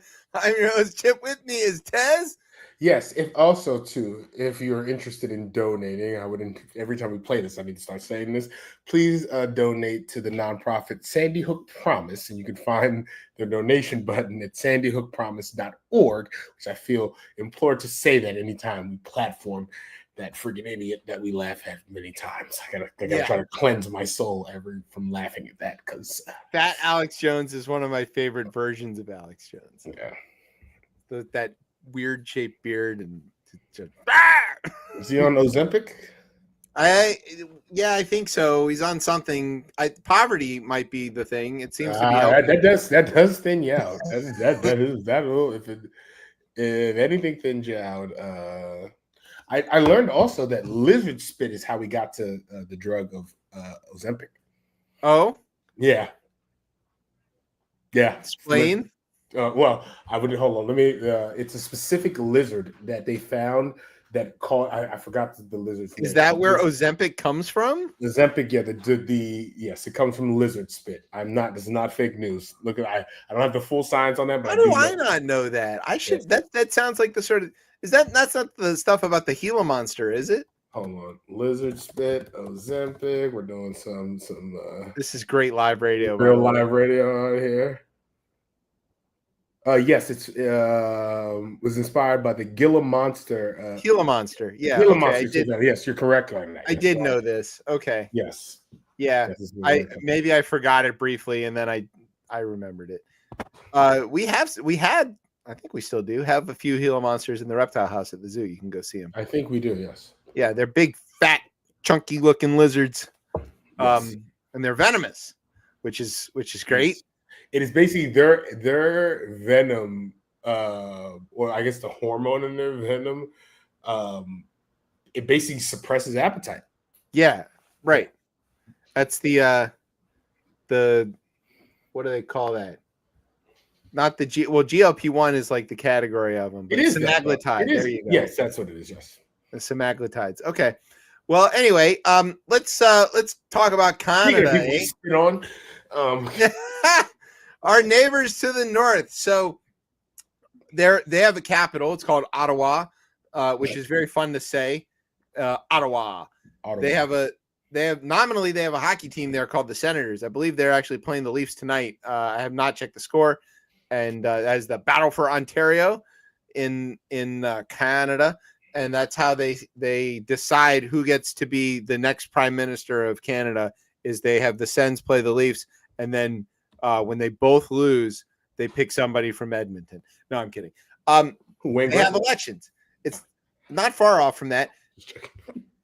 He's out of favor. He's out of favor with the Canadians right now. Yeah. Oh, breaking news! Ryan's got a score. Yes, we have a news score update. So the Battle of Canada, or pretty much the battle for Ontario. Yeah, Ontario. Yeah. So it looks like Toronto will be advancing. So they defeated Ottawa 4-2. There is nothing worse than hopeful Leafs fans. They're a miserable set. But I mean, look, we did our job, knocked out the other Canadian team that was still in. The Habs are gone. Go home, back to Montreal, wherever that is. Yeah. So Toronto will be facing Florida. So that'll be interesting. Good, better them than us. Yes, yeah. I'm going to say I don't know. I don't want to face Florida. Look, but we got the Canes. I'm not so thrilled about that either. Another one either too. But I would rather that than the Ice Cats. Yeah. Well, they had a tough time with Tampa. So, but it's Tampa. I didn't want to play Tampa either. Nobody wants to play. Yeah, exactly. Let them battle it out for the. We kind of played Tampa. San Luis, the coach of the Habs now. Anyway, let Florida fight for hockey, which is right. The battle of Florida hockey. Okay, so speaking of hockey, let's talk about Canada. So Canada is a parliamentary system. They have a prime minister, right? They vote for party. They don't vote for their individual. Well, they do vote for their individual MP, but they check the box for the party, and it's very similar to Britain in that regard. And there's two main parties, right? There's the Liberals, which is Justin Trudeau's party, and then there is the Conservatives, I think is what they call themselves. They had some other name briefly, but let's just call them that. And basically, going into this, It was over for the Liberals. Yeah, let's go back to like the midsummer. Okay, by the middle of the summer in 2024, Justin Trudeau was wildly unpopular. I'm not sure what exactly he did to like offend all of the Canadians, but he did it. And keep in mind, these are Canadians. They are by default deferential. They will give you way more ground than you deserve on anything. And Justin Trudeau still like pissed him off.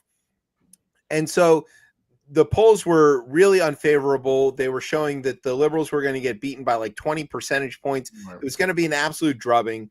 And Trudeau did the thing that he had to do, which was resign, right? He announced that he was stepping down, and until they had a inter-party election or intra-party election, whatever they call it. And the Liberals chose this guy called Mark Carney as their new prime minister. So Trudeau stepped down and Carney took over. You may know this guy's name, yes, because he was in charge. He's Canadian, right? So he was in charge of the Bank of Canada during the recession, and then he also ended up being in charge of the Bank of England during Brexit. Basically, as they went into Brexit, they were like, "Hey, we need somebody to figure this." He's the central banker for chaos and pandemonium, right? Yeah, they bring him in when the shit is going a little awry, or you're dealing with something as a country that is. He's the fixer, right? And before that, he had a career on Wall Street. He worked for Goldman and a bunch of other places. I mean, the guy is not like a slouch, but he's no like political genius. I think this is his first run for office. Yeah, he had never held any real political office. He'd only been appointed to things. And so he ends up as the sort of like caretaker prime minister. And knowing that there's going to be an election that they're going to have exactly when it is, they don't know because it's Parliament. They can call the elections whenever, but there's certain cutoff point that's coming up. And basically his job at that point was to like get to the point and then lose. He's going to lose no matter what. They're going to go into the election and the Liberals are going to get trounced. And then Trump gets elected here in the States and immediately starts like bashing the shit out of Canada. He's talking about, we're going to take them over. We're going to make them the 51st state. He kept calling Justin Trudeau, who was still prime minister, Governor Trudeau. Governor. And like all the Canadians were like, whoa. We can, complain about the maple syrup, but you can't complain about the maple syrup. And they were like, no, fuck you. We're not going to be the 51st state. And so Carney like seizes on this, and he starts his campaign about elbows up, right? And in hockey, right, if you're playing with your elbows up, you're sort of making a point that like, don't come near me. If you try to check me, you're going to get the elbow. And that resonated very strongly with all of the Canadians. And his opponent, Pierre PP.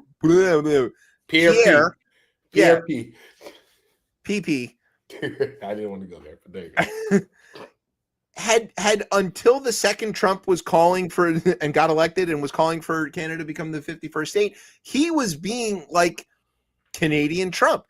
He is from Alberta, which is like Canadian Texas, and he was telling everybody, he's like, yeah, we're going to be an oil producing country. They're already an oil.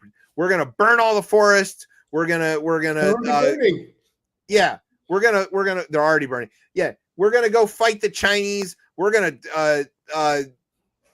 find the 3 black people in Canada and lock them up too. And like he was doing all of the stuff. He was like slightly French Trump.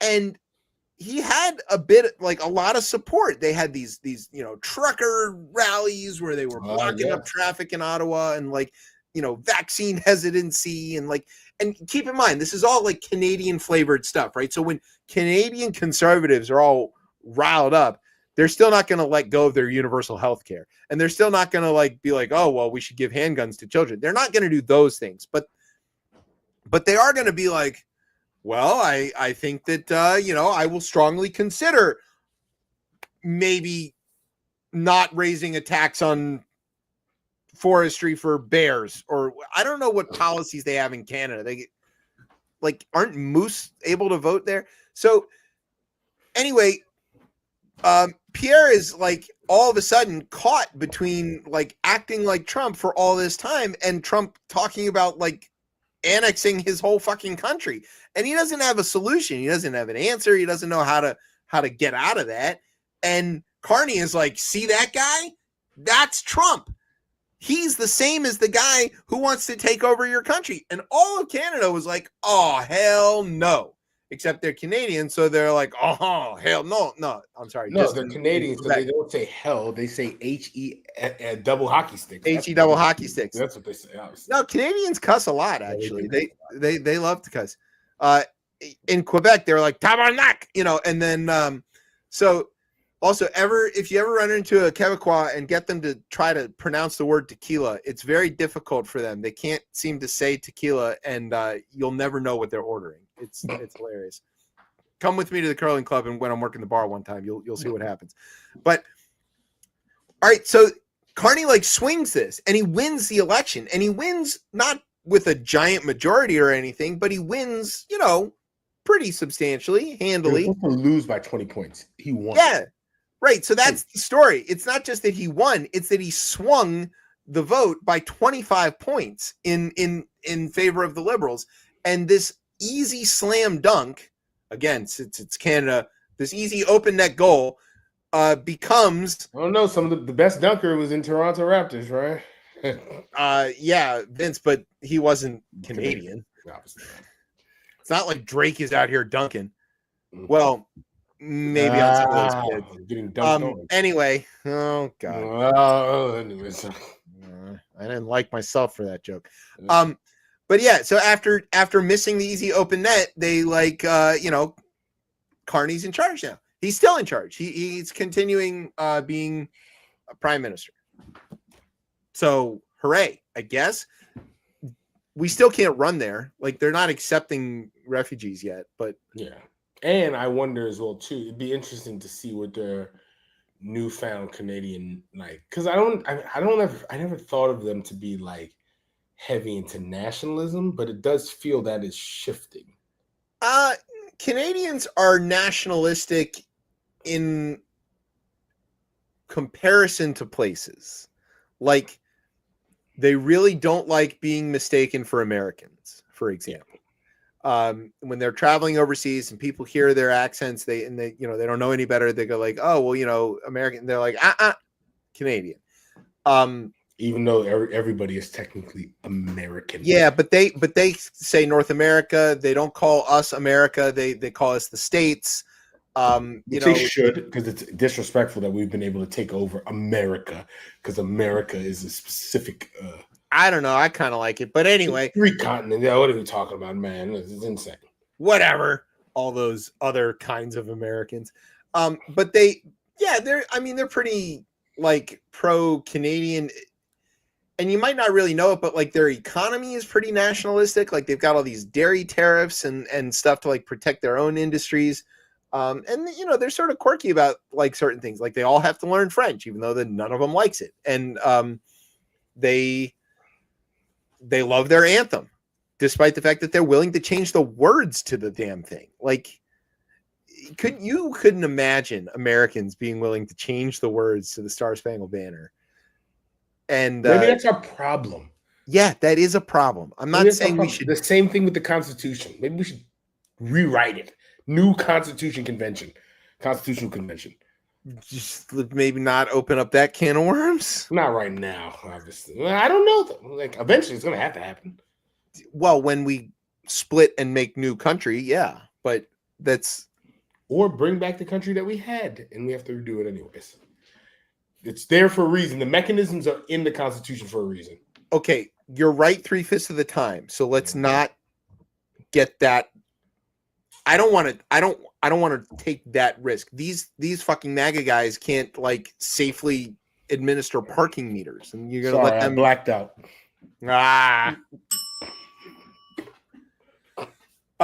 Okay, so Carney wins, right? And you think, okay, this is like a black eye for Trump or whatever. He caused one of his buddies to fail. No, what does he do? He takes credit for it. He calls up. First of all, he didn't want to call and congratulate Carney, but then eventually he does. He calls him up, and here's the story from The Independent. Even though his support was the kiss of death for Canada's conservatives, Donald Trump himself apparently couldn't help but taking credit. Quote, until I came along, remember that the conservative was leading by 25 points, he said, or boasted, I guess, when he was talking to The Atlantic. Jeffrey Goldberg. He was railing about when Mark Walls included him in the text. And it's it was very interesting to hear the breakdown of that Oval Office interview and how, because again, he's only about the person who's in front of him at the point, and how do you make that person a fan? Yeah, right. That's all he cares about, man. Yeah, he's like, there's no ideological like. There's nothing. It's not like Reagan or any of these folks who have like an ideology of like what they want to do. No, this man is about he's trying to win the minute, the second, the minute, the hour, the day, the month. In that moment, all the time. Yeah, and he's great at it too, which is very zen, right? Aren't you supposed to live for the moment? Like Donald Trump lives for the moment. He's in it. It's crazy. He can't think past the end of it. But so then so he says that he took credit, and then he goes, then I was disliked by enough of the Canadians that I've thrown the election into a close call. I didn't even know it was a close call, he added. I say it would make a great 51st state. I love other nations. I love Canada. They do 95% of their business with us. Remember, if they're a state, there's no tariffs. What the fuck, man? Jeffrey Goldberg is talking about this story, and he said at a certain point we had to move him off of this because it just wasn't making any sense at that point. He just loops though, right? He does. Yeah, you can just like set him going, and then he's like a top. All right, let's do some immigration updates. So down in El Salvador, where our neighbor, Mr. Abrego Garcia, is being held, he's apparently been moved out of CCOT into a different place called the Santa Ana the Centro Industrial Prison in Santa Ana, where they get to wear yellow T-shirts and build stuff. And raise cows and chickens and stuff. I mean, it's a prison farm is what it is. It's slave labor, I think is the appropriate word for that, right? Yes, because when we get to this part, the person who gives a quote is not only the warden, but the director. So that lets you know everything there at that point. The government calls them, quote, trusted inmates. Let's see. We only house the common population, said Samuel Diaz, the prison's director and warden. No gang members work here. Oh, okay, cool. Well, then I guess we'll just take your word for it then. Everything's fine. Like a person of like over a business, right? So to your point, it's like the prison is a full-on business. He's not only the warden. I've never heard of the warden being considered the director. Maybe in private prisons here, I guess. It's probably safe. Well, if you think about like a prison farm, or the prison industrial complex and all of the production that goes on with prisons, yeah, sure, why not? So like they say he's moved. Okay, I think this is all like a way for them to try to get him out of there and save face on the wrongful. Clearly, and I don't know who's gonna walk. First of all, they're gonna let him like his time is served. They're gonna let him out, and then some American plane will bring him back. Yeah, I think that's very clear. I mean, I know a win for the court though. Is that a win for the courts if that happens? No, because they're not following what the court said. They should have done this properly. This is a way for them to kick the constitutional crisis down the road a little bit, and not have to admit that the courts told them what to do. I think the fact that I thought they would dig their heels in on this and there would not be any chance that he comes back. Well, you might have thought that until today, when a judge in Texas that was appointed by Donald Trump ruled that the Alien Enemies Act is not legitimate. You can't use that when we're not at war. Nobody in Venezuela has invaded the United States. And so he's ruled that those detentions and deportations were illegal. And he's also ruled that they can't use this going forward. Now, I'm sure this will be appealed, but it is not stayed at the moment. So it is currently holding as you can't use this thing anymore, which then starts to ask the question, what do you do about the people who have already been deported as a result of this? Like the children with cancer? Yeah. Well, Jesus fucking Christ, dude. Yeah. I mean, I'm just saying that's real. I'm not making that up. Yes. Let me see if I can unring the bell. Nope, it doesn't work that way. So that's the thing. Yeah.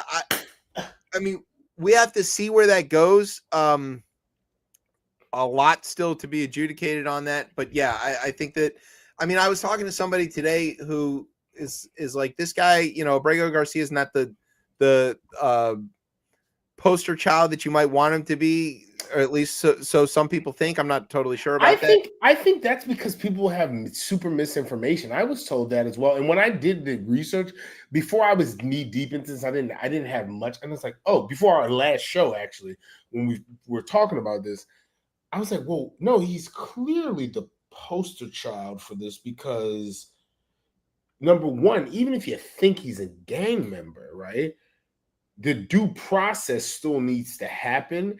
And a court had said the one place he could not go back to is the place that we sent him to. Yeah, and also what seems to keep getting overlooked is that the allegations that were made in court about him... one person, right? Yeah, and a PG County cop who's currently in jail for shaking down prostitutes. So not the best source. But the reason I brought this up is that the guy who was telling me this, he's like, yeah, I don't think he's like the best person, but I don't like this lack of due process. You know, and he's a conservative guy who was saying this to me. So it's like, because he wants him deported, but he doesn't want it done this way. Correct. Right. Yes. So speaking of people misunderstanding how this goes, this incredible thing happened with Trump and this interview with Terry Moran of ABC News. Yeah. So Moran's got this Oval Office interview. It's an exclusive. It's a big deal. And he's running through his questions with Trump. And somehow Trump gets onto this thing about Abrego Garcia having MS-13 tattooed on his hand. And I was like, wait a minute. That's not a real thing. And I remembered seeing like a brief mention of this somewhere. And then, and that he was like holding up pictures of it. And so then I found this story. This comes from Forbes. And, you know, the liberal rag Forbes. I'm just going to read this because this is really difficult to like understand. Trump insisted Tuesday a photoshopped image of Kilmar Abrego Garcia, who the administration has admitted was mistakenly deported to El Salvador, proves that he's an MS-13 gang member, doubling down on a conspiracy that the president promoted earlier this month on social media. In a contentious exchange with ABC News' Terry Moran, he insisted that Moran agree with him that Abrego Garcia had MS-13 tattooed above his knuckles, citing an obviously doctored image that Trump shared twice on social media earlier this month to prove that he was a member of the gang, despite scant evidence, no criminal record in the U.S., and his lawyers and family members denying any gang affiliation. So if you're looking at the screen here, what you're seeing is this picture that I think that's Trump's tiny hand holding it, or somebody's tiny hand holding it. That is I don't know how to describe this. It's as if somebody took MS Paint and just like inserted text box over the fingers and typed in like, I don't know what to call it, Helvetica, you know, maybe, some really basic font, the letters MS and the numbers 1-3. It's MS Paint 13. Yes, right, exactly. A little more research into this that I think I understand. I was able to like trace this through the conspiracy. There is somebody who believes that the actual tattoos that he has, Brian, if you've got the image again, that you'll see there's like a weed leaf and like a smiley face and then a cross and then a skeleton, that those correspond to the letters MS-13. And so they were showing how these things correspond, which again, there's no evidence that they do. And they were like demonstrating that with the image. And so they wrote MS-13 across the top as if they were showing that. Somebody clipped that image and misrepresented it as this is what his actual tattoos are. I don't personally have any tattoos, but I know a lot of people who do.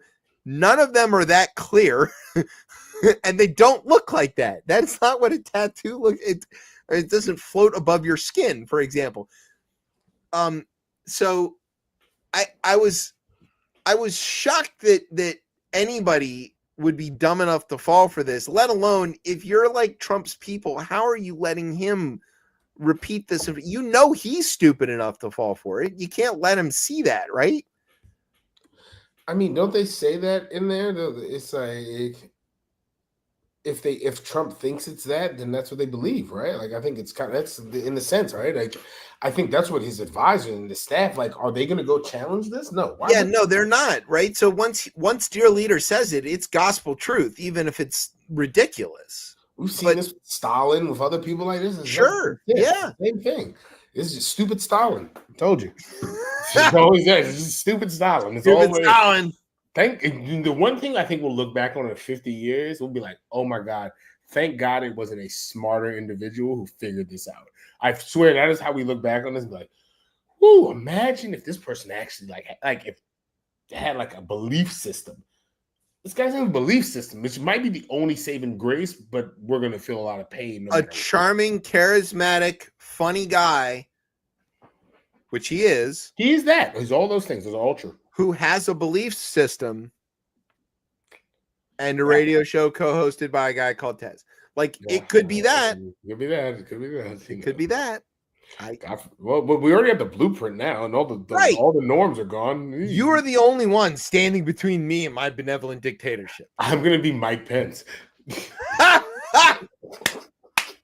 Obviously, is what's gonna happen. I'm gonna be Mike Pence, where I do not allow you to run for another. Where I tell you that the election was not stolen. There's so much in that sentence. I can't even handle that. Absolutely not. No. No. All the listeners, strike that from the record. No.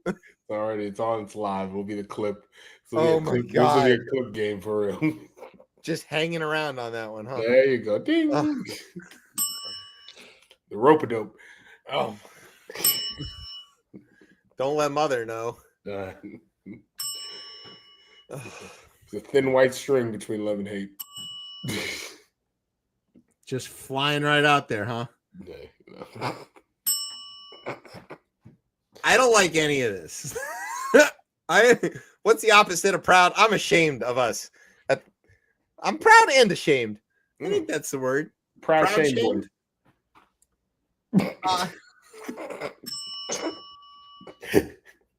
Brian, feel free to cut us off before we get ourselves in even more trouble. This might go over well with the people who might want to, Actually, no. That me calling myself Mike Pence will not go well. No, that'll good. Keep interrupting. Yes. There you go. Thank you. All right. You want to talk about the lack of security? This isn't exactly a Tez talk, but it is a thing that a bit about, having worked, election things and knowing about that. So, the federal government gives money to the states. The states run elections. We should state that from the very beginning. The Constitution sets it up that the elections are administered by the states. Congress has a role in terms of that it can pass. It can appropriate money for the states to give to the states to help them run these elections, and it can set certain rules regarding like eligibility, for certain stuff. But the states run the elections, so the federal government gives money to the states for them to use for election security in particular, because it's expensive and states have to balance their budget. The feds don't. Right. And so the feds can print money and give it to the states for them to buy new equipment, to get training, to harden their systems, if they've already got them and all that kind of stuff. And, through successive administrations, this has never really been an issue at all. Everybody just sort of understands. They get this check, they go buy new stuff. Straight from Dominion. Yeah. Right. It's a subsidy for those guys. But now with Trump, he's like, oh, I want the states to run elections a certain way, which is to say the white way. And they don't want to do that because it's illegal. And he is now openly talking about withholding this money that is, again, appropriated by Congress from the states if they don't do elections the way that he wants it to go. It's probably illegal. Like, he keeps losing in court on all these other things where he's violating the statute in terms of how Congress has appropriated the money or created an agency or insert thing here, because he just keeps, like, Donald Trump is losing in court like Nick Cannon at a paternity hearing. It's just over and over and over again. But I don't know. Do you ever read on this? I mean, the question ends up being, for a variety of these things, right? If the federal government doesn't fill in the coffers, then who does, right? Right? Is that the Does question? it go unsecured? Yeah, does it go unsecured? Do you force states to remove money from, let's say, childcare if they have that, like, or for subsidizing that, or roads, because like firefighters? Yeah, because elections need to happen, or maybe there won't be elections, so this is a moot point, right? Maybe I don't know, maybe that's the case. See, yeah, I'm crazy. I do wonder though. Right, if this money, like, I assume this money goes to like people who work the polls, right, as well too, like in the sense of like, like if you're securing the actual product itself. Yeah, it pays for the things that allow basic function of the election. Whether it's moving the machines around or whether it's paying for the staffing or it's a smart way to kill democracy, right? Like, fully on, right? It's a really smart way, because if you pull out the federal government funding some of this stuff, then depending on who fills it in, or if it doesn't get filled in, you get to your end goal of making it less likely, or let's just say this shakes the confidence of the voters in that. That's the thing. It doesn't, these people aren't really interested in necessarily rigging an election or stopping it from happening, or they're just trying to make it seem like it's bullshit. Yeah. If you can muddy it up to the point where people think that the elections are all just garbage anyway, then you can claim that they're garbage and then just like snatch power and be like, yeah, the elections are fake anyway, whatever. And so you have to successively damage the confidence in the election. They've been doing it since 2016 with regards to this, calling things rigged. It's that. It's exactly. I do wonder, right, with the Maine Secretary of State, right, and the Colorado Secretary of State, will that actually breed more confidence that they say we're not taking the money, right? Maybe it goes in the opposite way. Maybe the state can go out there and say, hey, we did not take this money. It's not going to help them necessarily, but maybe in the like court of public opinion in those states, you might feel like, oh, well, we didn't take the federal money. Maybe we are a more secure. You almost would lean to say that they are a more secure election by not taking the money. Well, imagine if the money, it's a stipulation, right? Yeah, imagine if the money came from some private entity instead of the government. You would then say, oh, well, they paid for this. That entity is controlling the election. Yeah. Because what if that private company is like, not only are we going to secure the elections, we're going to pay off all the Ubers in that state. And if you need to go to the poll, you put in this promo code and then you can go there, you can come back. Like, well, the reason I say that's a problem is like, imagine, let's say here in Virginia, right? Let's say Virginia got Dominion just walks into Richmond and hands Virginia a check and says, here's a couple $1 million for you to secure your elections from the good folks at Dominion Energy. What would Virginia voters think of that? We would say, oh, this is Dominion buying the election. Yeah.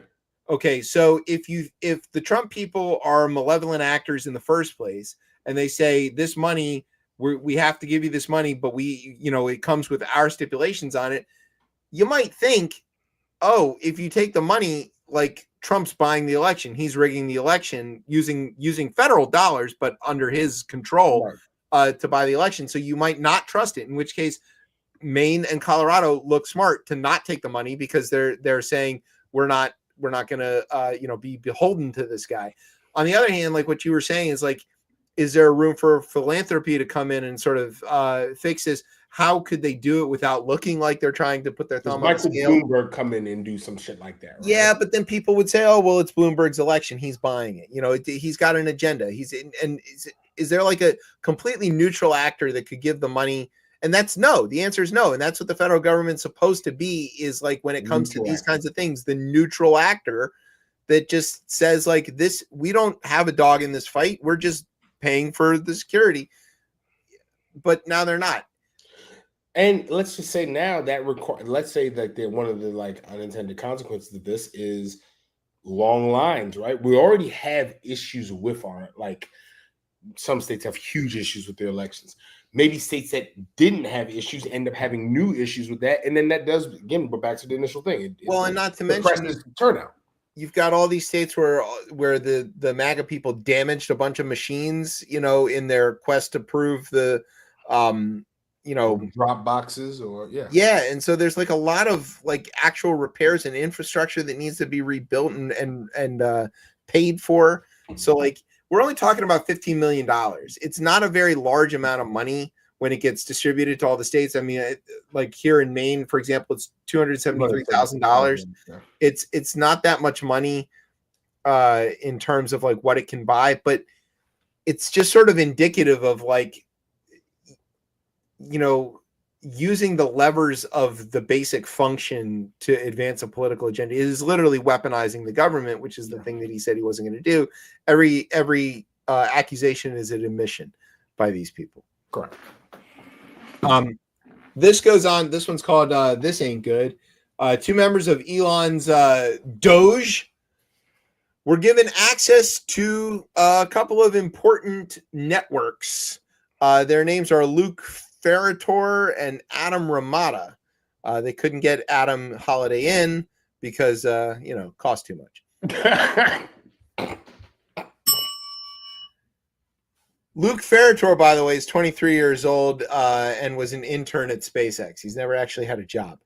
So they're working for Doge, and NPR broke this story. Now, the Department of Energy, people don't know this. Scott Perry certainly didn't know this. Or Scott Perry? What the hell is his name? Is it Scott Perry? No, that's the Pennsylvania guy. No, yeah. Perry. What the hell was his name? Tom? I don't know. Maybe? One of those. Texas Perry. The Oops guy. Yeah, what is his name? I can't remember his name. Rick Perry. Rick Perry, there you go. Okay, so like when he became Secretary of Energy, he's like, "Oh, they manage the nuclear stuff," and Word? Yeah, graphic is awesome. Dog crap report. Yeah. Doggy crap report. Doggy. I love that. Yes, Brian's killing it with the graphics. So the Department of Energy has responsibility to manage the nuclear stockpile and also the nuclear arsenal. And there are several of these networks that are necessary, for that. that allow the various laboratories to talk to each other, the various other nucleus. I don't actually know very much about what they do, and that's kind of by design. Right. But what NPR broke was a story that these two Doge guys were given usernames on these two networks. One of the networks is called, one of them is CyberNet, which I do know what that is. And then the other one is the NNSA, Enterprise Secure Network, which is used to transmit detailed restricted data about the nuclear weapons designs and the special nuclear materials used in the weapons, among other things. They were given usernames for this. Now, NPR breaks the story that they got usernames. They go to Department of Energy and they say, hey, we know that these guys have usernames. Do you have a comment on this? And here was the actual response from Department of Energy. Quote, this reporting is false. No Doge personnel have access to these NNSA systems. The two Doge individuals in question worked within the agency for several days and departed DOE in February.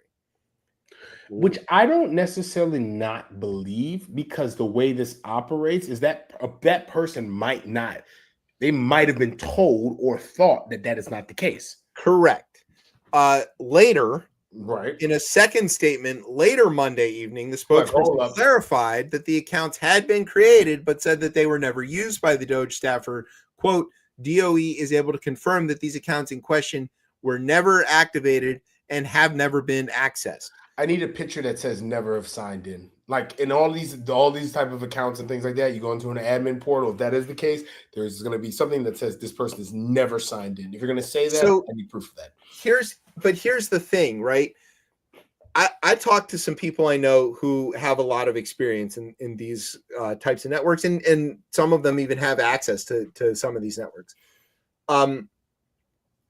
They characterize the fact that these guys had usernames as kind of a nothing burger, because lots of people have usernames, and it's a clerical thing that they. What about the access? Yeah, So access? You get hired, you get a username. Do you ever use it? Maybe not. You don't even know that you have it. It's just there. And that as NPR story reported, that even within these networks, things are all kind of like on a need to know basis anyway. So just because you have access in the network doesn't mean you have access to anything specific in there. Right. So you might still, even if they did use these usernames, they might not have seen anything or whatever. That is true, and that is important to keep in mind. But the question is, why did DOE deny that this had happened, only to then later confirm that it did? And that creates a credibility gap that is a big problem.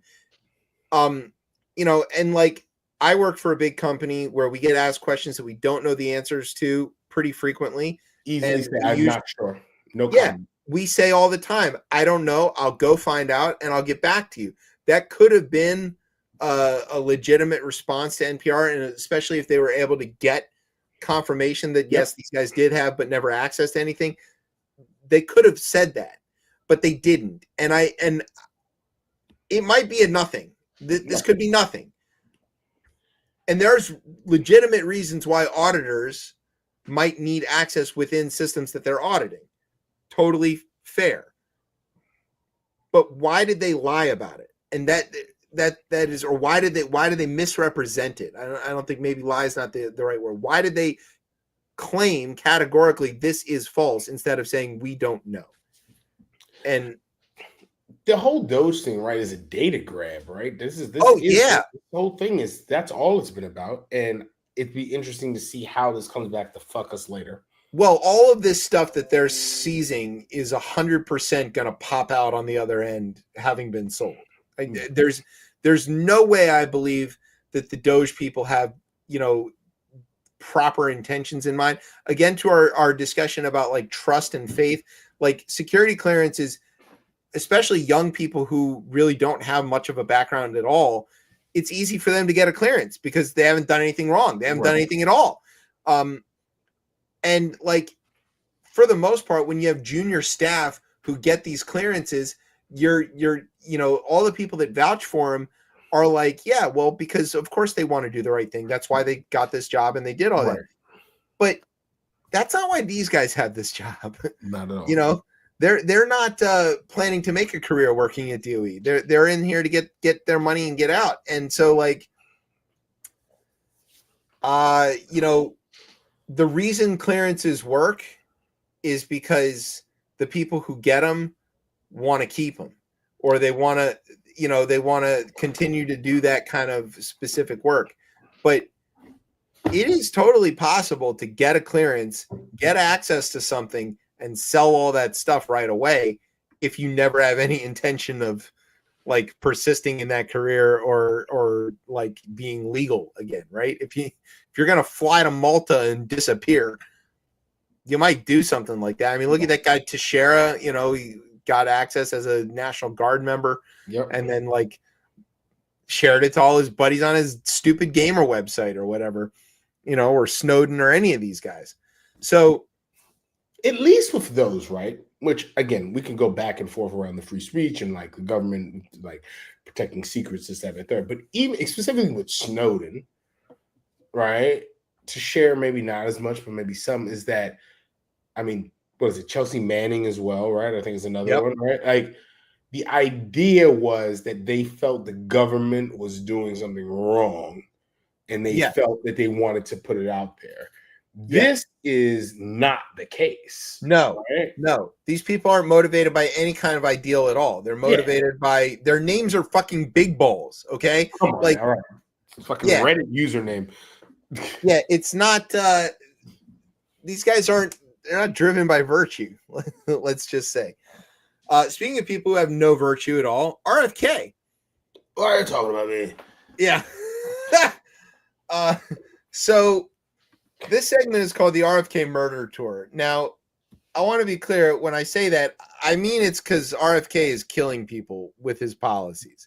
I don't mean it figuratively. I don't mean it in like a, you know, ha-ha way. I mean, he's trying to put a star of autism on people, man. Yes. It's crazy. Robert F. Kennedy is giving people autism. No. Robert F. Kennedy Jr. is using policy to end the lives of Americans.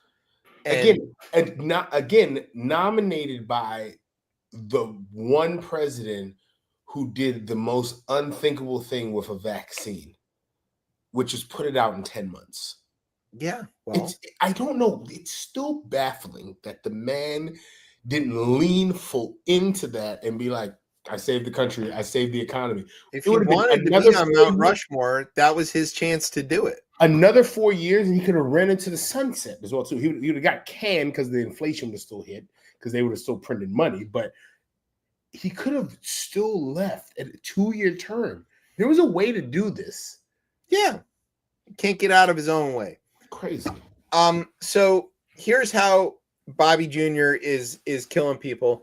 He's the second. He's doing it by running them over with his car. No, that was Ted. Sorry. He is the Secretary of Health and Human Services. Two things he doesn't know very much about: humans or health. And no, actually, services. Yeah, that's a different service. So, you know what Narcan is, right?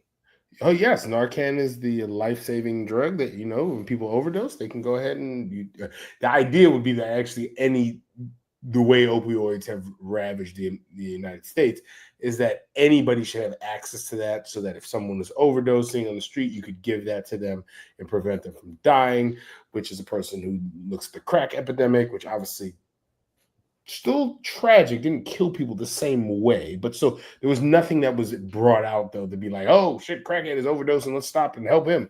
One of the crazier things I've ever seen in my So Narcan, it reverses an overdose, and it's kind of magical stuff, and it has saved countless lives. Yeah, I mean, millions of lives. This stuff is and schools have it. Doctors and EMTs, firefighters, police, they all have it. There's lots of push, like you said, to get it into the hands of just everybody. We should all be carrying this around with us. And it's really easy to administer, right? You just like stick it in their nose and press the like Flonase. Yeah, squeeze the thing and it brings people back to life. So, $56 million annual grant through SAMHSA distributes Narcan to first responders across the country. and 66,000 individuals and distributing more than 282,000 kits just in 2024 alone. Insane. It's shown a decrease of nearly 24% in overdose deaths in the last 12 months, ending in September. He's ending that program. He's ending the program because he does not want firefighters to have access to it. I don't understand his rationale here. Hard to understand me. The doctors, well, the worm did it, I guess. The doctors have said that it's like a godsend as far as the opioid epidemic is concerned. We're certainly in the middle of one now with fentanyl. And we need this funding source because it's saving lives every day. Kennedy, of course, has previously praised interventions like Narcan as critical to saving lives.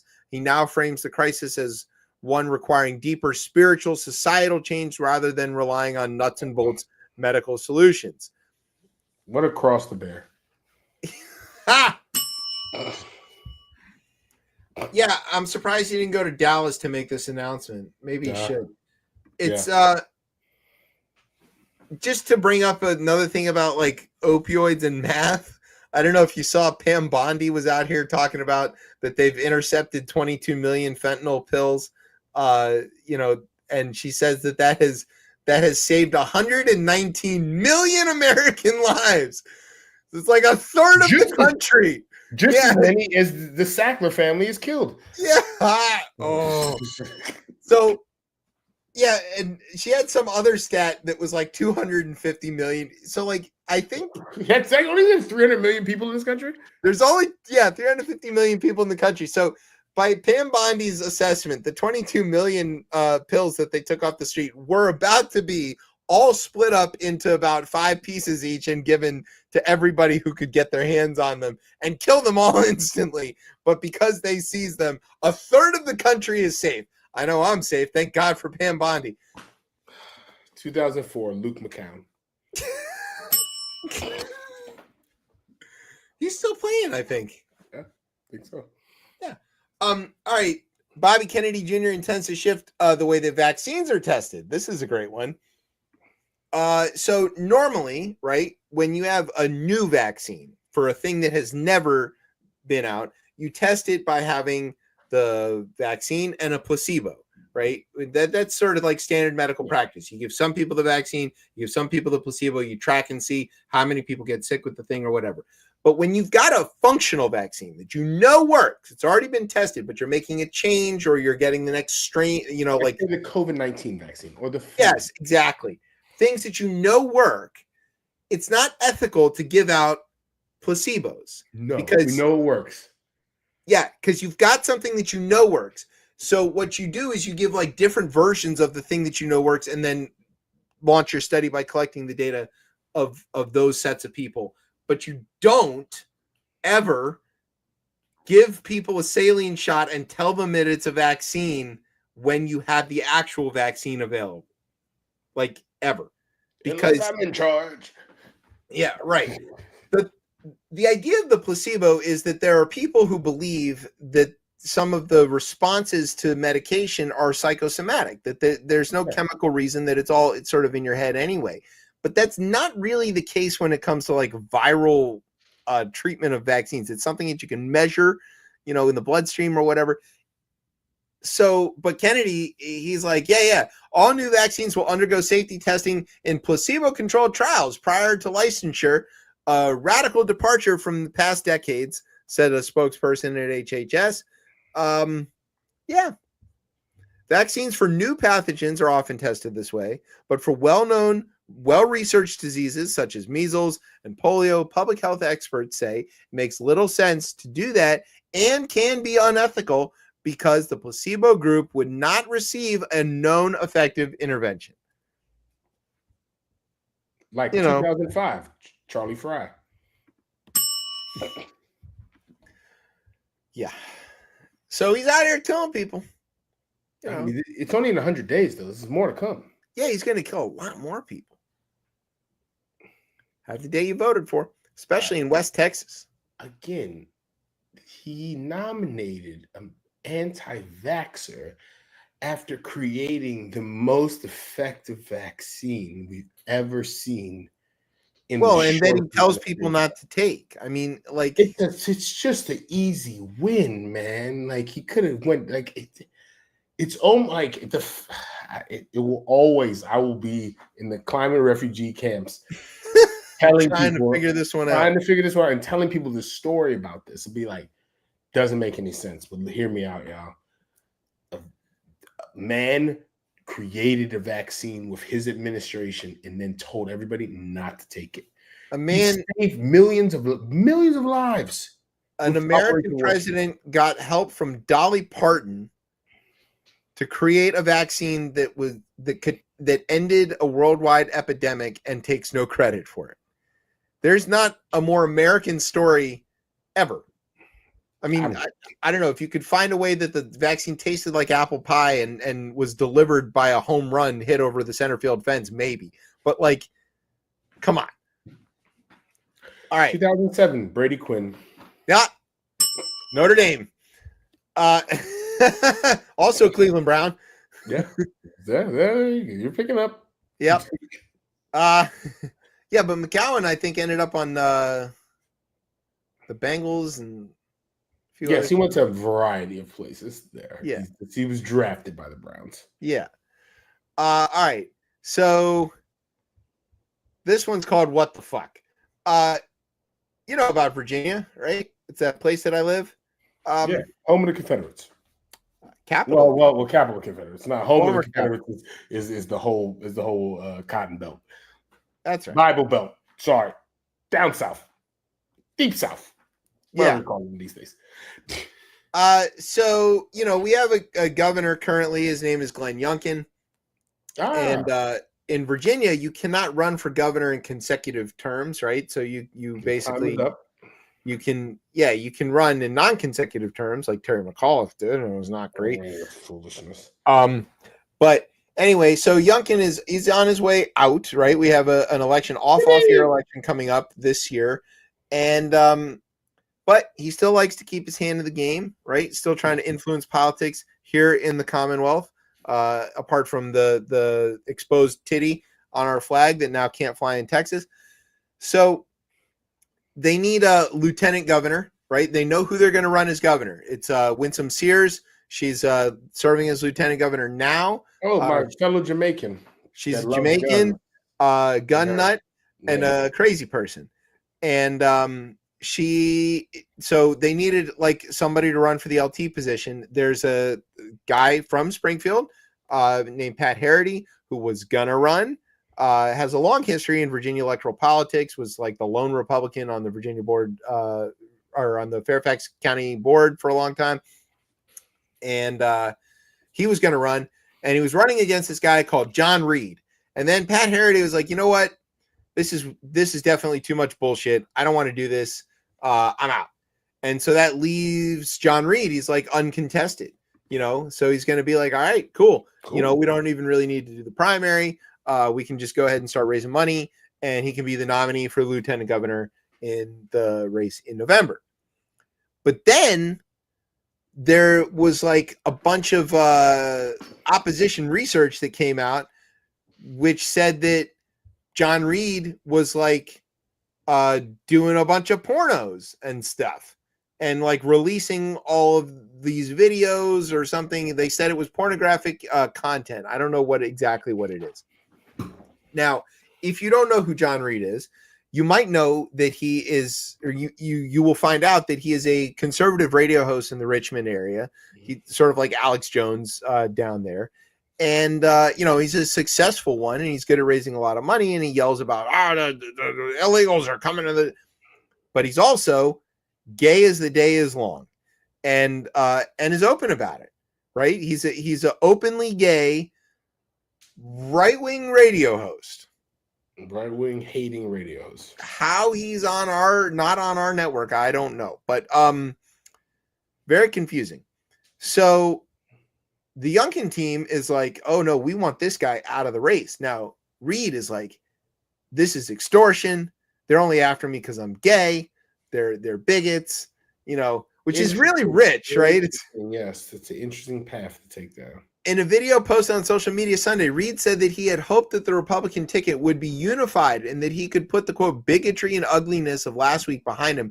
However, he said representatives of his campaign have been repeatedly told by a leader of the Youngkin political organization that the attacks would continue unless he drops out. Now, I don't know who they think they're going to put in. There's nobody else who wants this job. And but they're like, we got to get this guy out. I haven't seen the content. I don't know what it is. Brian, you're the expert in this category, but like why would they want him out so bad? And if not just to get the win, like, I don't understand. Why is this guy so dangerous to them?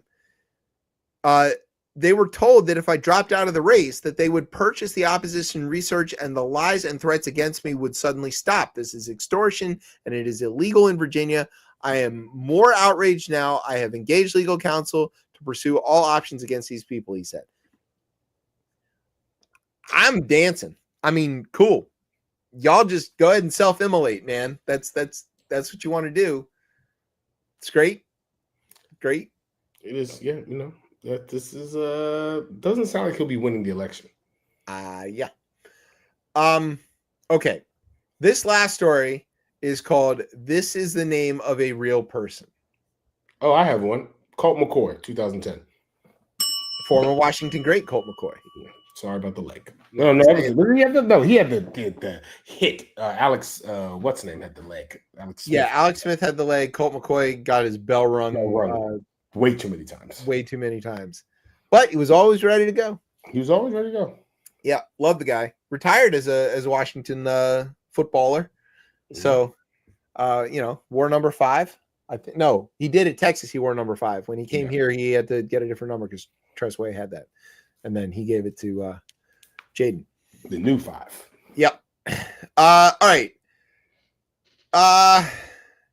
You're Italian, right? Nominally. Nominally, like Mike Tirico. Think you can read this story? I've been trying to figure out this name, but yes. So this is a real name of a real person. Going to Rome, friends. When Cardinal, I want to try this one here. Pier Battista is it Pier Battista? Yeah. Battista Pizzaballa. That's right. Heard the news Easter Monday that the Pope Francis had died, which is still so crazy because J.D. Vance killed him. He immediately canceled his appointments and packed his bags for Rome as he was leaving the headquarters of the Latin Patriarchy? How do you say? Is that Patriarchate, excuse me, of Jerusalem, where he had led the Catholic flock in the Holy Land for the last decade. A small group of aides, employees, and friends gathered outside as he was getting in the car to head to the airport. A visibly touched Pizzaballa watched as they were saying to him in Arabic, "May the Lord guide your steps with his wisdom, fill your heart with his spirit, and be with you if it's his prayer that you should lead his church." Aside from being a sweet gesture, the impromptu serenade also had the feel of a farewell, since the people making up the cluster knew there's a decent chance they won't be seeing the 60-year-old Pizzaballa again anytime soon, except on a TV screen as Pope. Pizzaballa, born in 1965 in a small community in Castel, Leteggio, I guess. Leteggio, excuse me, in Bergamo. Bergamo, the same province that gave us the church, St. John, which was this, the 23rd, correct? The good Pope John, whose memory still lives. As opposed to bad Pope John, by the way. You don't have a bad Pope. It's not possible. Good Pope John. No, it's very I don't know. The Nazi one wasn't great. I guess I was a Nazi Pope. Yeah, he did a lot of bad things. I forgot about that. He was the one right before this one. Yeah, so he was in the Hitler Youth, remember? Yes, he was in the Hitler Youth. Yeah. And then his name was Benedict. It was Benedict. Hilarious. Yeah. You know. All right, so Mr. Pizzaballa, this gets even better. Pizzaballa, in Bologna, the young Pizzaballa studied philosophy and theology. So, all right, there's a lot going on here. It's just his name is Pier Battista Pizzaballa. I mean, Might as well be Pope Delicatessen. Yeah, Like- it's made up, right? This guy can't be real. We can't have it. We can't have Pope Pizza Balla. No, there will be no white smoke for him. Can you imagine the next menu item at Papa John's is the Pizza Balla? You can get the shakaroni and the Pizza Balla. Instead of the little thing they put in the middle of the pizza anymore, it'll be a cross. Yeah.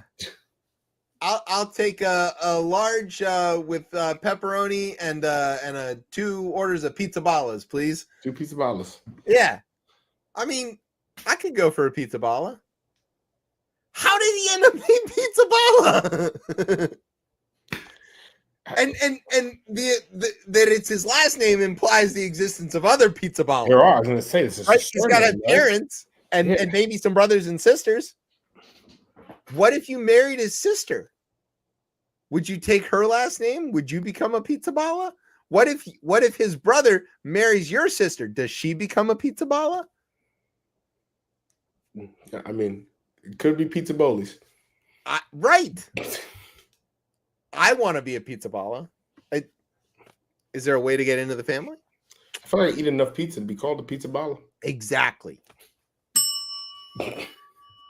Anyway, I am now praying for Pope Pizza Balla. If I got a vote in this, it would be for him.